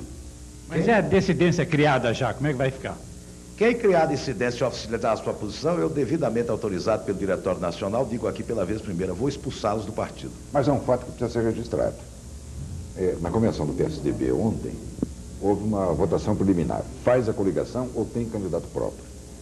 Aí houve uma quantidade de votos, não sei quantos, 13, 14, 15, a favor da coligação, não é? E houve depois a segunda votação, que foi para a indicação do candidato. E aí praticamente acabou. Todo mundo, todos os convencionais acabaram votando no candidato. Não, na verdade, a preliminar, né, foi um golpe de esperteza. Até porque eu disse a eles, olha, eu não sou bengala de cego nenhum. Vocês perderam os prazos.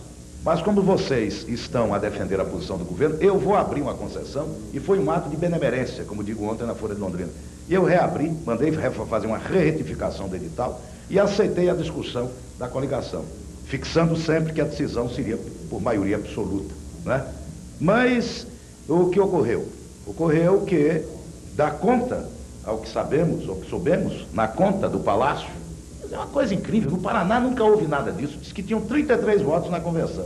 Eu digo, vamos pagar para ver. Nós fizemos nessa preliminar 28 votos, eu não permiti que um dos nossos votantes, que chegou atrasado, votasse, e nessa ação preliminar foram feitos 15 votos.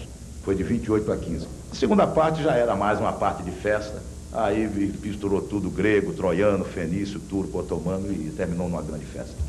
Edson Moman, candidato a prefeito por uma coligação comandada pelo PST. Nós estamos ouvindo o depoimento do presidente do PSDB, que tem candidato, que é o Carlos Simões. Estamos ouvindo o depoimento do deputado Max Rosman, candidato a prefeito pelo PMDB, e você viu o tom que está sendo, que eles estão dando a essa conversa, já projetando o que será a campanha. O PST vai de banho-maria, vai morno, como fará a campanha o PST?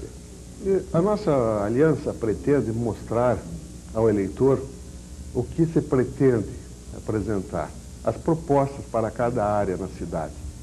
Eu acho que o eleitorado hoje está mais preocupado com o que o partido está apresentando, a aliança, o candidato a prefeito quer fazer pela cidade. Eu acho que o pessoal está mais preocupado em saber do que em farol. Então essa é a nossa conotação. Nós vamos trabalhar, como falamos, na área social, um grande mutirão. A Antipó, em Curitiba, assim, um exemplo prático. Cidade agora no inverno, cerração, o cidadão anda no meio da pista. Aí vai dizer, mas isso não é um problema político, é um problema técnico. Nós vamos pegar os técnicos e vamos fazer um estudo. Nós vamos ter o grade da rua. Bom, essa rua no futuro vai ser asfalto. Então vai ter que tirar tanto de camada, colocar pedras e tal. Então vamos verificar a que nível chega essa rua e vamos autorizar a fazer meio fio, drenagem, e o cidadão fará calçado. Então vamos ter coisas práticas para a cidade. Chega de monumentos, de coisa grandiosa, e vamos prometer que nós vamos trabalhar no bairro. A cidade de Curitiba, ela está muito bonita, ela tem um visual muito bom. Agora a periferia é triste, ela tem muita coisa para ser feita. Temos que fechar a malha de Antipó, não podemos mais comprar saiba fora de Curitiba, quando se pode fechar a malha viária da cidade. Esse é o pensamento administrativo do candidato a prefeito, Edson Milman. Agora nós vamos ouvir o pensamento político do presidente da Aliança, que é o presidente do PST no Paraná, e político atuante de muitos anos, fazendo política no Paraná, o Joaci Vicari. Vamos perguntar ao Joaci Vicari se a atuação política da Aliança, como é que ela vai ser? Vai ser tom de apoio ao governo, contra o governo, de oposição? E como é que é a participação política da Aliança nessa campanha agora, desse ano, para prefeito de Curitiba? Eu agradeço a oportunidade do Sebastiano e do Enéas Farias. A política do PST vai ser uma política partidária e não concordando com o que o governo está mostrando aí. O PST não vai ser a vitrina do governo. O PST vai debater com o eleitor, nos bairros da preocupação, e não construir mais vitrina. Essa é a política da aliança e do PST. Muito bem, a palavra o coordenador, o Enéas Faria. Quero perguntar ao Max Rosman, deputado Max Rosman, campeão de votos em sucessivas eleições, agora enfrentando, acho que pela primeira vez, uma eleição majoritária. Max Rosman, você está qualificado, está preparado para ser prefeito de Curitiba? Mas eu tenho toda essa segurança, porque quando eu fui convocado para colocar meu nome como candidato a prefeito, eu tinha que ter a certeza de que eu estaria preparado. Eu venho trabalhando por Curitiba e pela região metropolitana e por muitos municípios do Paraná, mas principalmente aqui em Curitiba e metropolitana há muitos anos, há 10 anos. Eu tenho sido até reconhecido nas últimas pesquisas ocorridas dentro da Câmara de Vereadores da Assembleia Legislativa do Paraná, como deputado que mais trabalhou pelo Paraná em pesquisa, por Curitiba, pesquisa realizada pelo jornal Gazeta do Povo. Eu conheço todos os projetos que estão hoje dentro da nossa cidade. O PROSAN, que é um plano de saneamento da região metropolitana de Curitiba, foi praticamente idealizado por mim, ainda no governo Álvaro Dias, junto com o presidente da Sanepar, o Arruda, Norma Arruda. Eu tenho sido interlocutor de verbas para Curitiba desde o governo Requião, Jaime Lerner e agora o Greca. Essas obras que estão sendo realizadas pelo Greca, que ele deturpou o projeto original de 160 milhões de dólares, onde ele negou fazer o bonde que tinha sido proposto pelo Cássio Taniguchi, fui eu que levei ele ao Washington para trocar as propostas. Recentemente, ainda junto com o deputado Maurício Requião, em Brasília, nós abrimos mãos de nossas emendas pessoais e alocamos 17 milhões de reais aqui para a saúde de Curitiba. O Hospital Evangélico, o Hospital Cajuru, que atende o pronto-socorro de Curitiba, nós somos a única capital do Brasil onde, se nós tivermos um acidente, nós somos atendidos com dignidade através de uma ação que eu fiz junto ao FIDEPS do Ministério da Educação, alocando recursos na ordem de 18 milhões de reais ano por hospital. Eu me sinto seguro. Na verdade, eu acho que a nossa cidade de Curitiba, eu nasci aqui, cresci aqui, estudei aqui, crio meus filhos nessa cidade, amo essa cidade e conheço realmente toda a envergadura da necessidade que essa cidade hoje está precisando. Eu me sinto muito seguro de poder enfrentar os problemas, conheço, como pouca gente, aonde estão os recursos e a forma de buscá-los.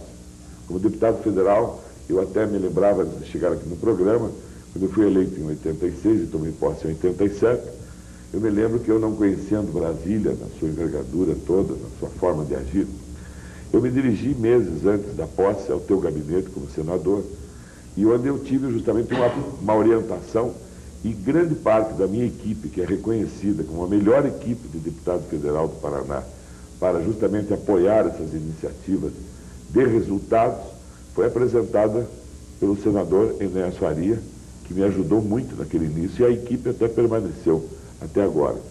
Eu acho que eu sou um político de resultados, e vou ser um prefeito de resultados. E quero dizer e tranquilizar a nossa cidade, assim, para finalizar essa pergunta, que nós todos amamos demais essa cidade e temos um senso de responsabilidade muito grande. Eu não quero ser prefeito de mim e nem de um grupo, como acontece hoje.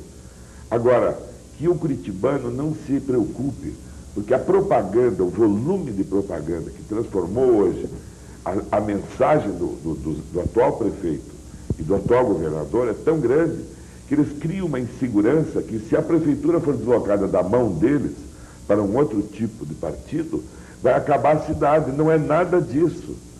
Eu acho que a transformação, depois de 8 anos do mesmo grupo administrando a cidade, o curitibano vai dar valor a essa nova Curitiba, essa nova forma de administrar, que nós faremos. Hoje, o trânsito, eles que são considerados técnicos de tão grande envergadura, o trânsito de Curitiba está impossível. A segurança, que é uma responsabilidade do prefeito, nós atingimos níveis de primeiro lugar no Brasil em criminalidade. Nós tivemos 55 assaltos com morte, com assassinato no mês de abril em Curitiba. São Paulo, com 10 vezes a população de Curitiba, tiveram 88. O índice de atropelamento por 1.000 habitantes, nós estamos na base de 13 mortos por 1.000 habitantes ano. Com esse sistema todo viário, que todo mundo se orgulha, ele está matando mais, matando o curitibano. O São Paulo, que é uma cidade hoje praticamente condenada, é 4 por 1.000. Curitiba atingiu números de 3, 4 vezes mais do que São Paulo. Os assaltos já a carros fortes. Só daqui a pouco nós vamos ter o sequestro aqui em Curitiba, se as coisas continuarem do jeito que estão. E nós nos dispomos e temos certeza, Enéas, que estamos preparados para essa tarefa. Eu quero pedir licença a você, ao Hélio, ao Moacir, ao Edson Muma, para fazermos um intervalo. Na verdade, nós vamos nos apropriar um pouco do tempo da televisão, avançar um pouco no tempo, porque me parece a conversa é interessante para o telespectador. O depoimento que vocês dão é importante nesse primeiro momento. E a oposição, não é aquela oposição que o curitibano diz, nós não gostamos de oposição. É oposição porque não está na situação. Quer dizer, é uma oposição construtiva, uma oposição saudável. Não é aquela oposição de vamos destruir. É oposição porque quem está na situação, quem não está na oposição. Não é nada para assustar o curitibano. Vamos ao intervalo e voltamos em seguida.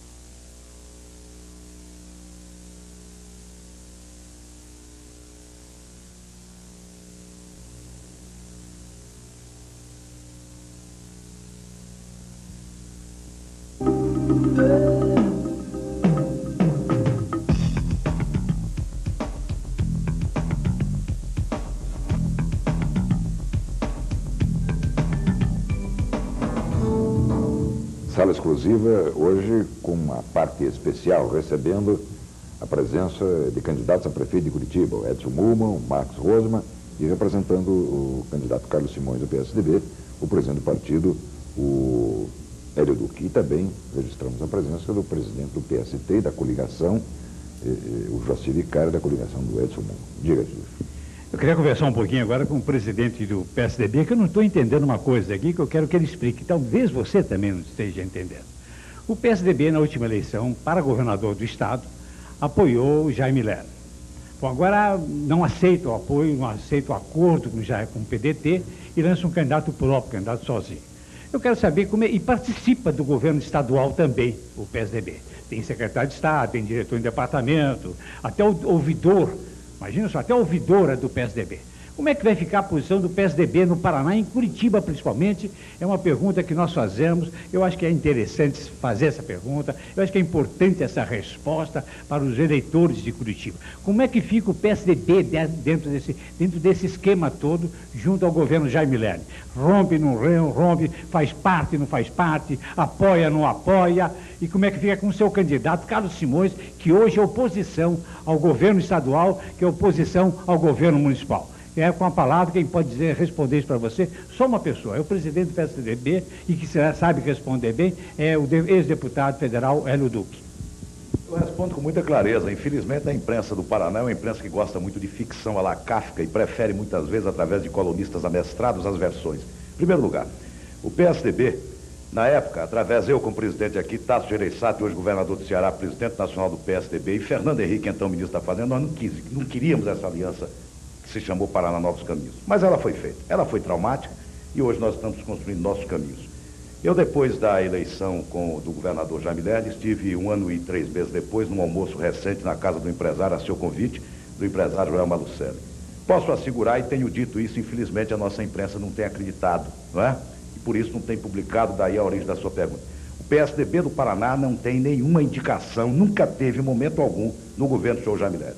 Secretários de Estado, ouvidores, presidentes de outros órgãos são escolhas pessoais, de figuras até que eu acho que talvez, não é, dentro da conjuntura da nossa última convenção, deverão ter uma definição mais objetiva. Talvez o partido melhor se aliar fosse o PDT. Mas reafirmo aquilo que desde 1 ano e pouco venho dizendo. O PSDB, através do seu presidente e da sua executiva, não indicou ninguém, nem um faroleiro de portaria para o governo do senhor Jaime Lerner. E quanto ao aspecto, é que nós temos hoje um caminho próprio, somos um partido nacional, não é? E vamos disputar as eleições. O governador, por exemplo, no último dia do prazo eleitoral, retirou 2 deputados estaduais, que a meu juízo estariam eleitos, respectivamente, em Maringá e em Cascavel. Hoje, esses deputados dificilmente se elegerão. Um deles até parece que a comissão executiva provisória foi retirada. Quer dizer, esse golpezinho da esperteza, e o mineiro nos costuma dizer sempre, e é bom que o Jaime Lerner pratique esse gesto, porque tivemos uma convivência democrática muito interessante. Eu, pessoalmente, tenho estima, gosto pessoalmente muito de Jaime. Mas me recordo de conversar com o Jaime, porque fizemos uma campanha junto. Eu digo, olha, Jaime, uma vez eu ouvi no interior de Minas Gerais uma frase de um caboclinho lá daquela região montanhesa que disse assim: a esperteza, quando é demais, vira bicho come dono, não é? E no caso, o que houve do governo foi exatamente esse grau de esperteza. Só para ter um dado, o senador José Richa, então no exercício do mandato de senador, e eu como presidente do partido, nem convidado para a posse do governador Jaime Lerner, nós dois fomos. De sorte que quem escolheu esse caminho foi o próprio governador Jaime Lerner. Nós hoje caminhamos para fazer os nossos caminhos. Novos caminhos, jamais, como diria o francês. Dificuldades aqui, dificuldades ali, mas este parece ser o processo democrático, normal, que acaba levando às grandes soluções e acaba dando ao povo, ao eleitor, a oportunidade também de aferir, de avaliar e de dar o melhor voto, conscientemente o melhor voto.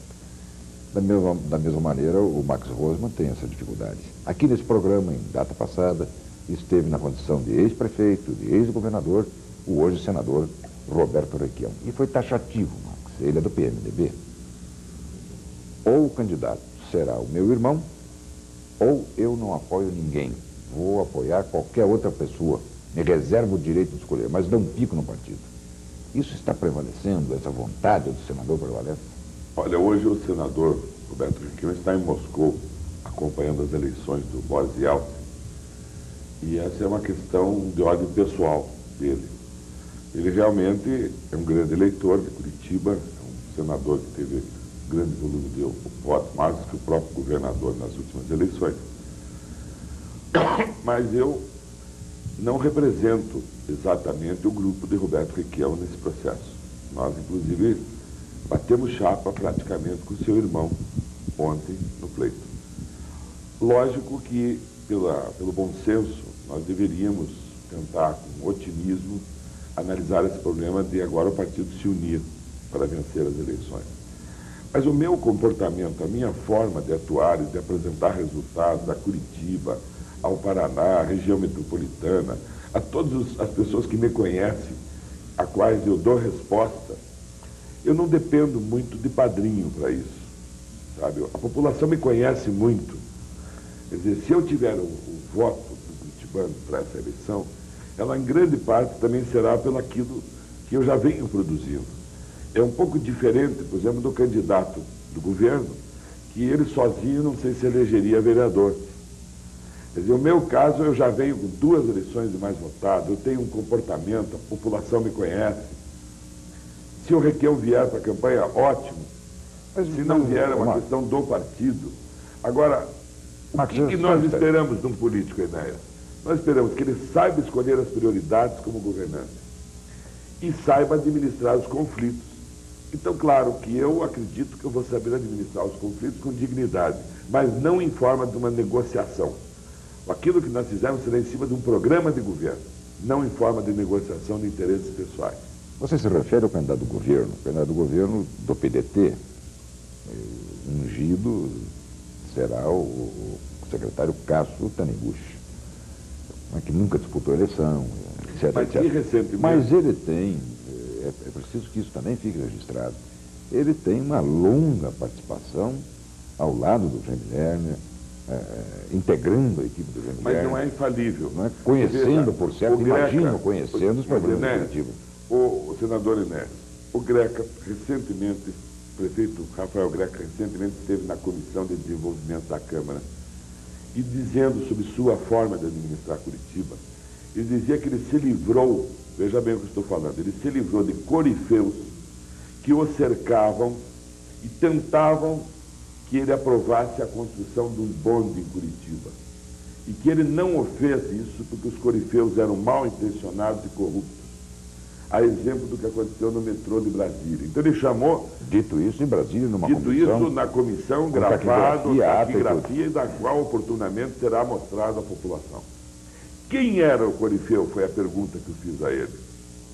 O corifeu era o Cássio Taniguchi, que argumentava com documentos de toda a natureza técnica que Curitiba teria que ter o bonde porque o sistema de ônibus estava esgotado. De repente, o Deca demite o Cássio Taniguchi da presidência do IPUC, coloca o Mauro Magda Bosco, atual presidente do IPUC, na presidência do IPUC, e idealiza o ônibus biarticulado, que tem uma capacidade, quantidade, sentido, de 17 mil pessoas por hora, muito mais do que o bonde, o que demonstra que o Jaime Lerner e o Cássio Taniguchi tecnicamente cometeram um erro. Agora que eles cometeram um erro técnico, porque se eles são técnicos, então vamos discutir tecnicamente, ou será que também eles não cometeram um erro técnico para que Curitiba não tenha saneamento até hoje? Ou será que eles também cometeram erros técnicos na área de educação, quando a educação pública de Curitiba, qualquer trabalhador que colocar seu filho, ou qualquer ouvinte que esteja me ouvindo, se colocar seu filho na escola pública em Curitiba hoje, ele vai para casa com o comportamento de um pai que fracassou, porque ele sabe que o seu filho na escola pública hoje em Curitiba não compete com o filho dos outros que estão na escola privada. E eu estudei na escola pública, no Grupo Escolar Tiradentes, Colégio Estadual do Paraná, Universidade Federal do Paraná, sou oriundo de família de classe média, conheço Curitiba, nasci aqui, e sei que nunca esteve tão ruim a escola pública. Agora, quem ainda acredita no Jaime Lerner, tecnicamente no caso, faz a seguinte experiência. Vai num posto de saúde e finge que precisa de uma consulta médica. Porque aquele que não precisa do posto de saúde não imagina a deficiência da saúde em Curitiba, porque ele vê a propaganda. Então ele que faz o seguinte, antes de ele votar no caso, ele vai no posto de saúde e pede uma consulta. E pede uma consulta especializada, porque quando alguém tem uma doença específica que depende do especialista, demora 60 dias. E diga que depois que Curitiba é primeiro mundo, sai por aí contando que Curitiba é primeiro mundo e recebendo prêmios. Quer dizer, é isso, aí é que está a questão técnica, que eu quero encarar de frente, certo? Com responsabilidade, sem demagogia. O Cássio é técnico, sim, é responsável, sim, inclusive por aquilo que não foi feito. Recentemente, num programa de televisão, ele ainda disse que a culpa do trânsito de Curitiba é a quantidade de automóveis, que ele vai botar multas pesadíssimas, ele falou isso no Mauro Baruch, multas pesadíssimas, mais essas sinaleiras eletrônicas. E o que vai fazer com o Renault? E vai fazer mais. Ele já combinou, disse ele, com responsabilidade, está gravado, tudo isso será lembrado oportunamente nos debates. Ele falou, que já falou com o senhor Marcos Isferi, que vai tirar os carros velhos de Curitiba. Então quer dizer que ele está pensando que ele está vivendo num outro país. Eu acho que ele não tem nada a ver com a realidade curitibana. E será que alguém acredita que isso é bom senso, é capacidade técnica? Eu tenho muita confiança de que o curitibano que nos conhece e está vendo com que vontade eu estou me colocando, e outros candidatos também o farão, eu acho que Curitiba vai ganhar muito com a discussão. Nós vamos mostrar que tem muita gente boa, uma geração inteira aqui disposta a contribuir com nossa cidade, que está obstruída por um grupo de gênios que se consideram autossuficientes. Me permita, Marcos, deixa eu conversar um pouco com Edson Lucro. Edson, você tem, segundo tudo indica, um apoiamento básico e já de início, que é do povo evangélico. Você é evangélico, e as igrejas evangélicas estariam se unindo, se juntando para fornecer apoio eleitoral à sua campanha. Isso é verdadeiro? E sendo verdadeiro, isso não vai fazer com que haja uma colisão religiosa nessa campanha? Não, eu falo isso pelo envolvimento. 10 anos de Câmara Municipal, a gente esteve envolvido com o meio evangélico, com as lideranças. Então eu sou conhecido no meio evangélico, sabe, o meu perfil.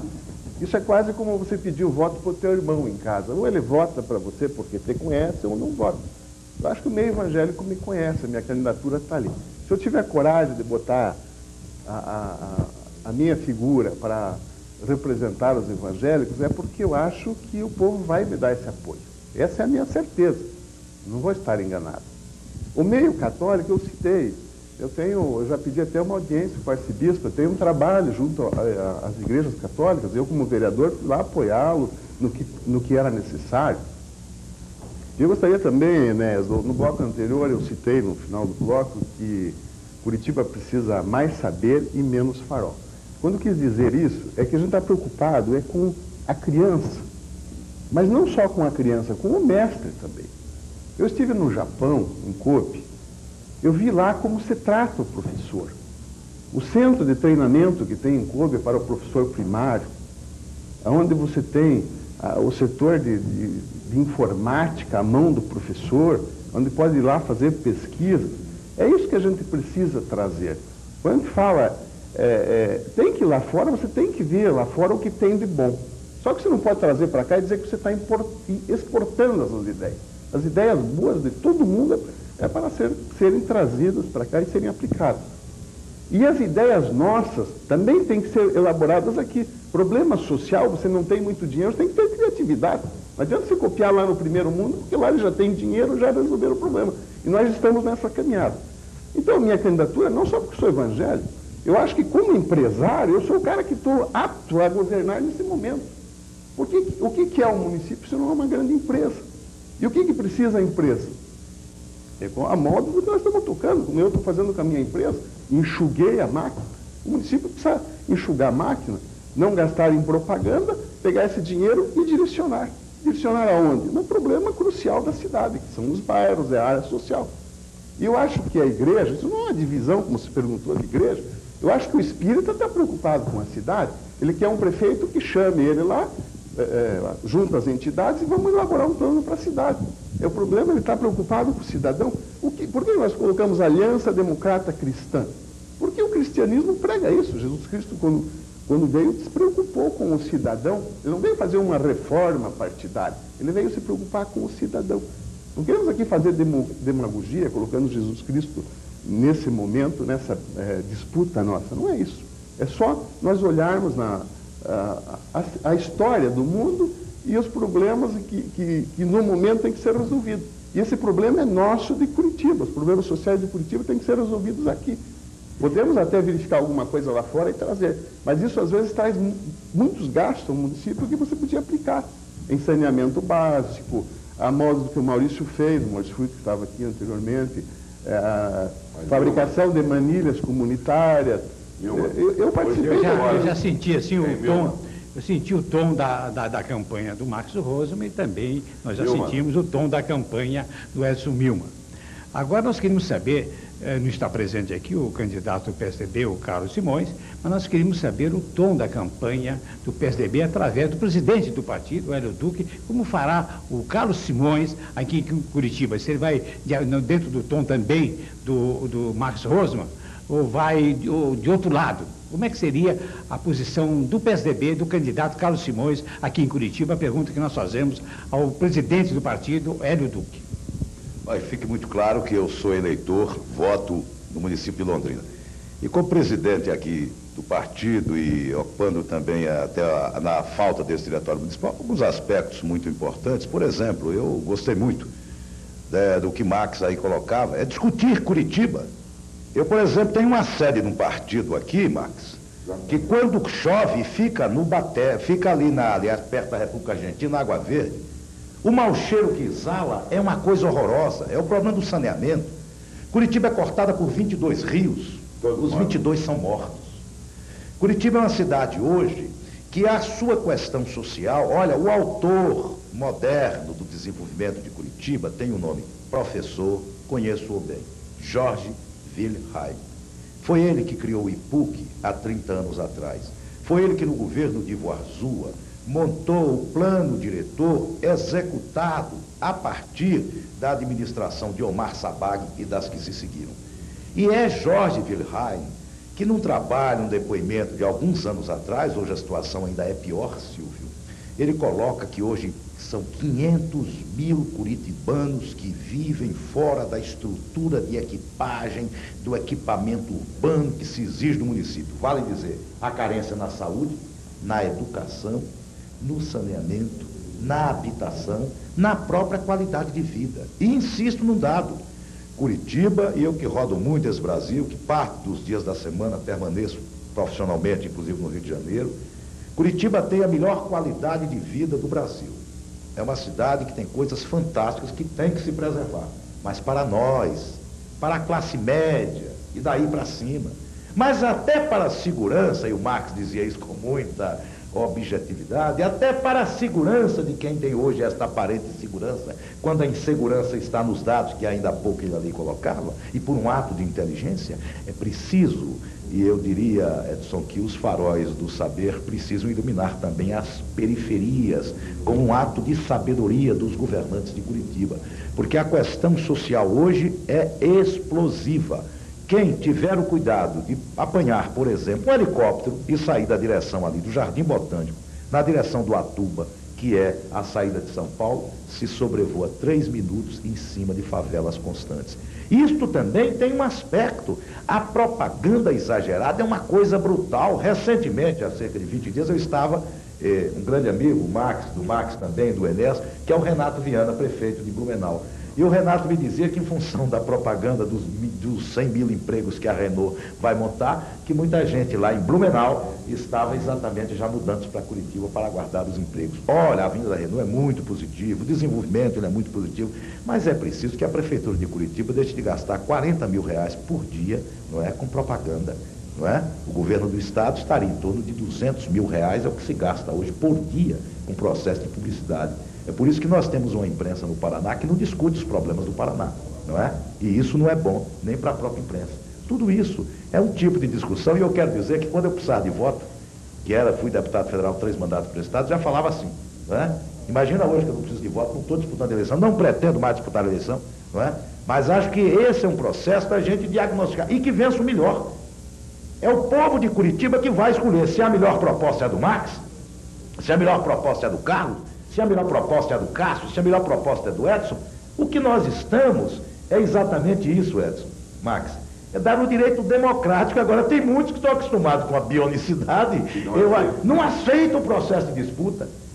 A voz de Curitiba vai se fazer valer em 13 de outubro, e vai se valer, conhecendo os problemas de Curitiba, e não com este massacre da propaganda, que é a propaganda, como é feita exageradamente, é que está servindo para agravar ainda mais os problemas sociais de Curitiba. Isso o candidato do PSDB, lhe asseguro, vai debater. Matéria-prima do resultado eleitoral é o voto.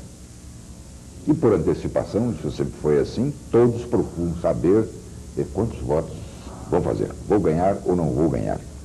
Algumas pesquisas já circularam, algumas pesquisas já foram publicadas. Eu não tenho bem os números exatos aqui, mas garanto que o Silvio Sebastiani tem. O Silvio memoriza essa coisa toda. Nós sabemos que em torno de 40%, né, está o candidato. 40%, de 38%, 40%, até 45% também teve o Carlos Simões nas pesquisas. Nessa pesquisa figurava o nome de Max Rosman e o nome de Edson Milman? Não, o Edson Milman não, mas o Max figurou em alguma delas, figurou em torno de 10%, quando ele nem disputava, diziam que ele não era candidato, ele era candidato, ainda não tinha certeza disso ainda, ele estava com 10%. De fato, há mais de 60 dias que saiu essas pesquisas dos jornais. Esses 40%, Hélio Duque, assegurariam a vitória de Carlos Simões? Não, nós somos velhos militantes de política, aliás, eu e você, por exemplo, que eu acho que somos mais antigos aqui, há 35 anos ainda de política estudantil secundarista. Você sabe que pesquisa reflete muito o momento, não é? É uma câmara Rolleiflex que ela bate e fixa o momento. Você pode estar com 80 e perder uma eleição, e alguém está com 2 e ganhar uma eleição. O que vai se ter é este debate que Curitiba exige, que Curitiba precisa ter. E diante da melhor proposta, não é? Curitiba vai escolher, porque aqui também tem uma particularidade. A eleição aqui, como em Londrina, é uma eleição de 2 turnos. São as únicas cidades do Paraná que terão eleição nessa direção.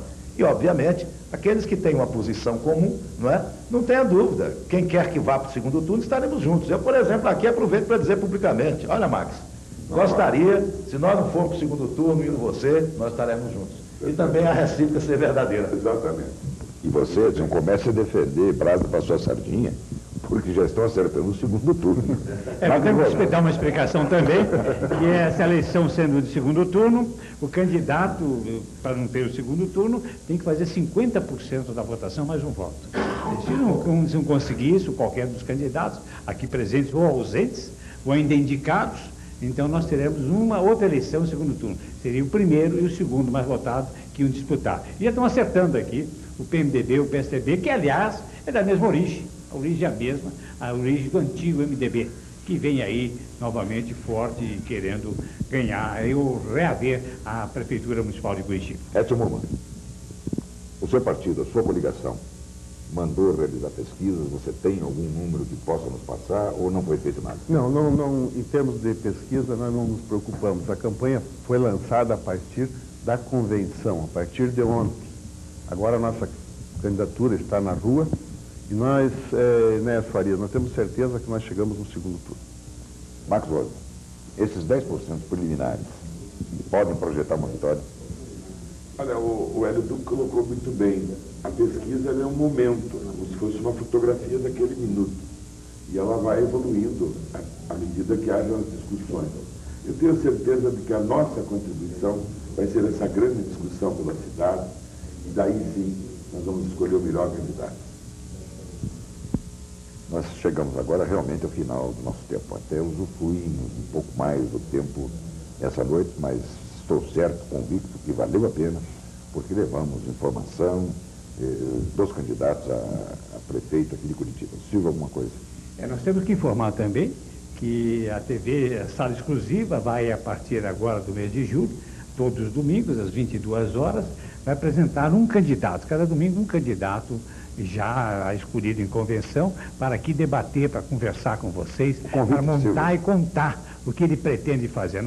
É 1 hora de programa que nós vamos estender durante todo o período aí eleitoral, para que você saiba e conheça bem o candidato, que ele vai vir aqui para contar como é que foi a vida dele, o que ele pretende fazer, como é que ele entrou na política, o que ele fez, o que ele fará. Isso aí a TV, a sala exclusiva, vai dar a você, os nossos ouvintes, como nós fazemos semanalmente, todo domingo, às 10 horas da noite. Para mim, minha parte, muito obrigado a presença de vocês todos aqui, já candidatos a prefeito em Curitiba. E Curitiba, meus parabéns, Curitiba. Vocês vão ter belíssimos candidatos, excelentes candidatos, para escolher o melhor para ser o nosso governante. Boa noite. Nós convidamos já e já aceitaram o Edson Murman para participar desse programa inteiro, o Max Rosman e o Hélio Duque aceita pelo Carlos Simões esse convite. Traremos também o candidato do PT, que já está aprovado, já teve a sua convenção, que é o Vagnoni. Não teve convenção ainda? Não, ainda não vai. Vamos realizar a convenção ainda. Mas também está também está um jeito. Então, o Vagnoni e o Cássio Taniguchi, o candidato do PDT, que também terá sua convenção à frente. Nós queremos com isso, na verdade, prestar um serviço à comunidade, prestar um serviço à sociedade e ao eleitor, para que cada um dos candidatos possa vir aqui e dizer o que pensa da sociedade, diagnosticar a sociedade, apresentar os remédios para os males da sociedade. Imagino que com isso nós estaremos contribuindo para que a população de Curitiba possa fazer uma avaliação mais perfeita dos seus candidatos e chegar ao voto honrando aquele que entender que seja melhor. Obrigado, Max Rosman, pela sua presença. Obrigado, Edson Murman. Obrigado, deputado Hélio Duque. Obrigado, Joacir Vissari, vicário presidente do PST. E a você, telespectador, o nosso agradecimento. Nós vamos estar juntos, mais uma vez, no próximo domingo, com mais um Sala Exclusiva.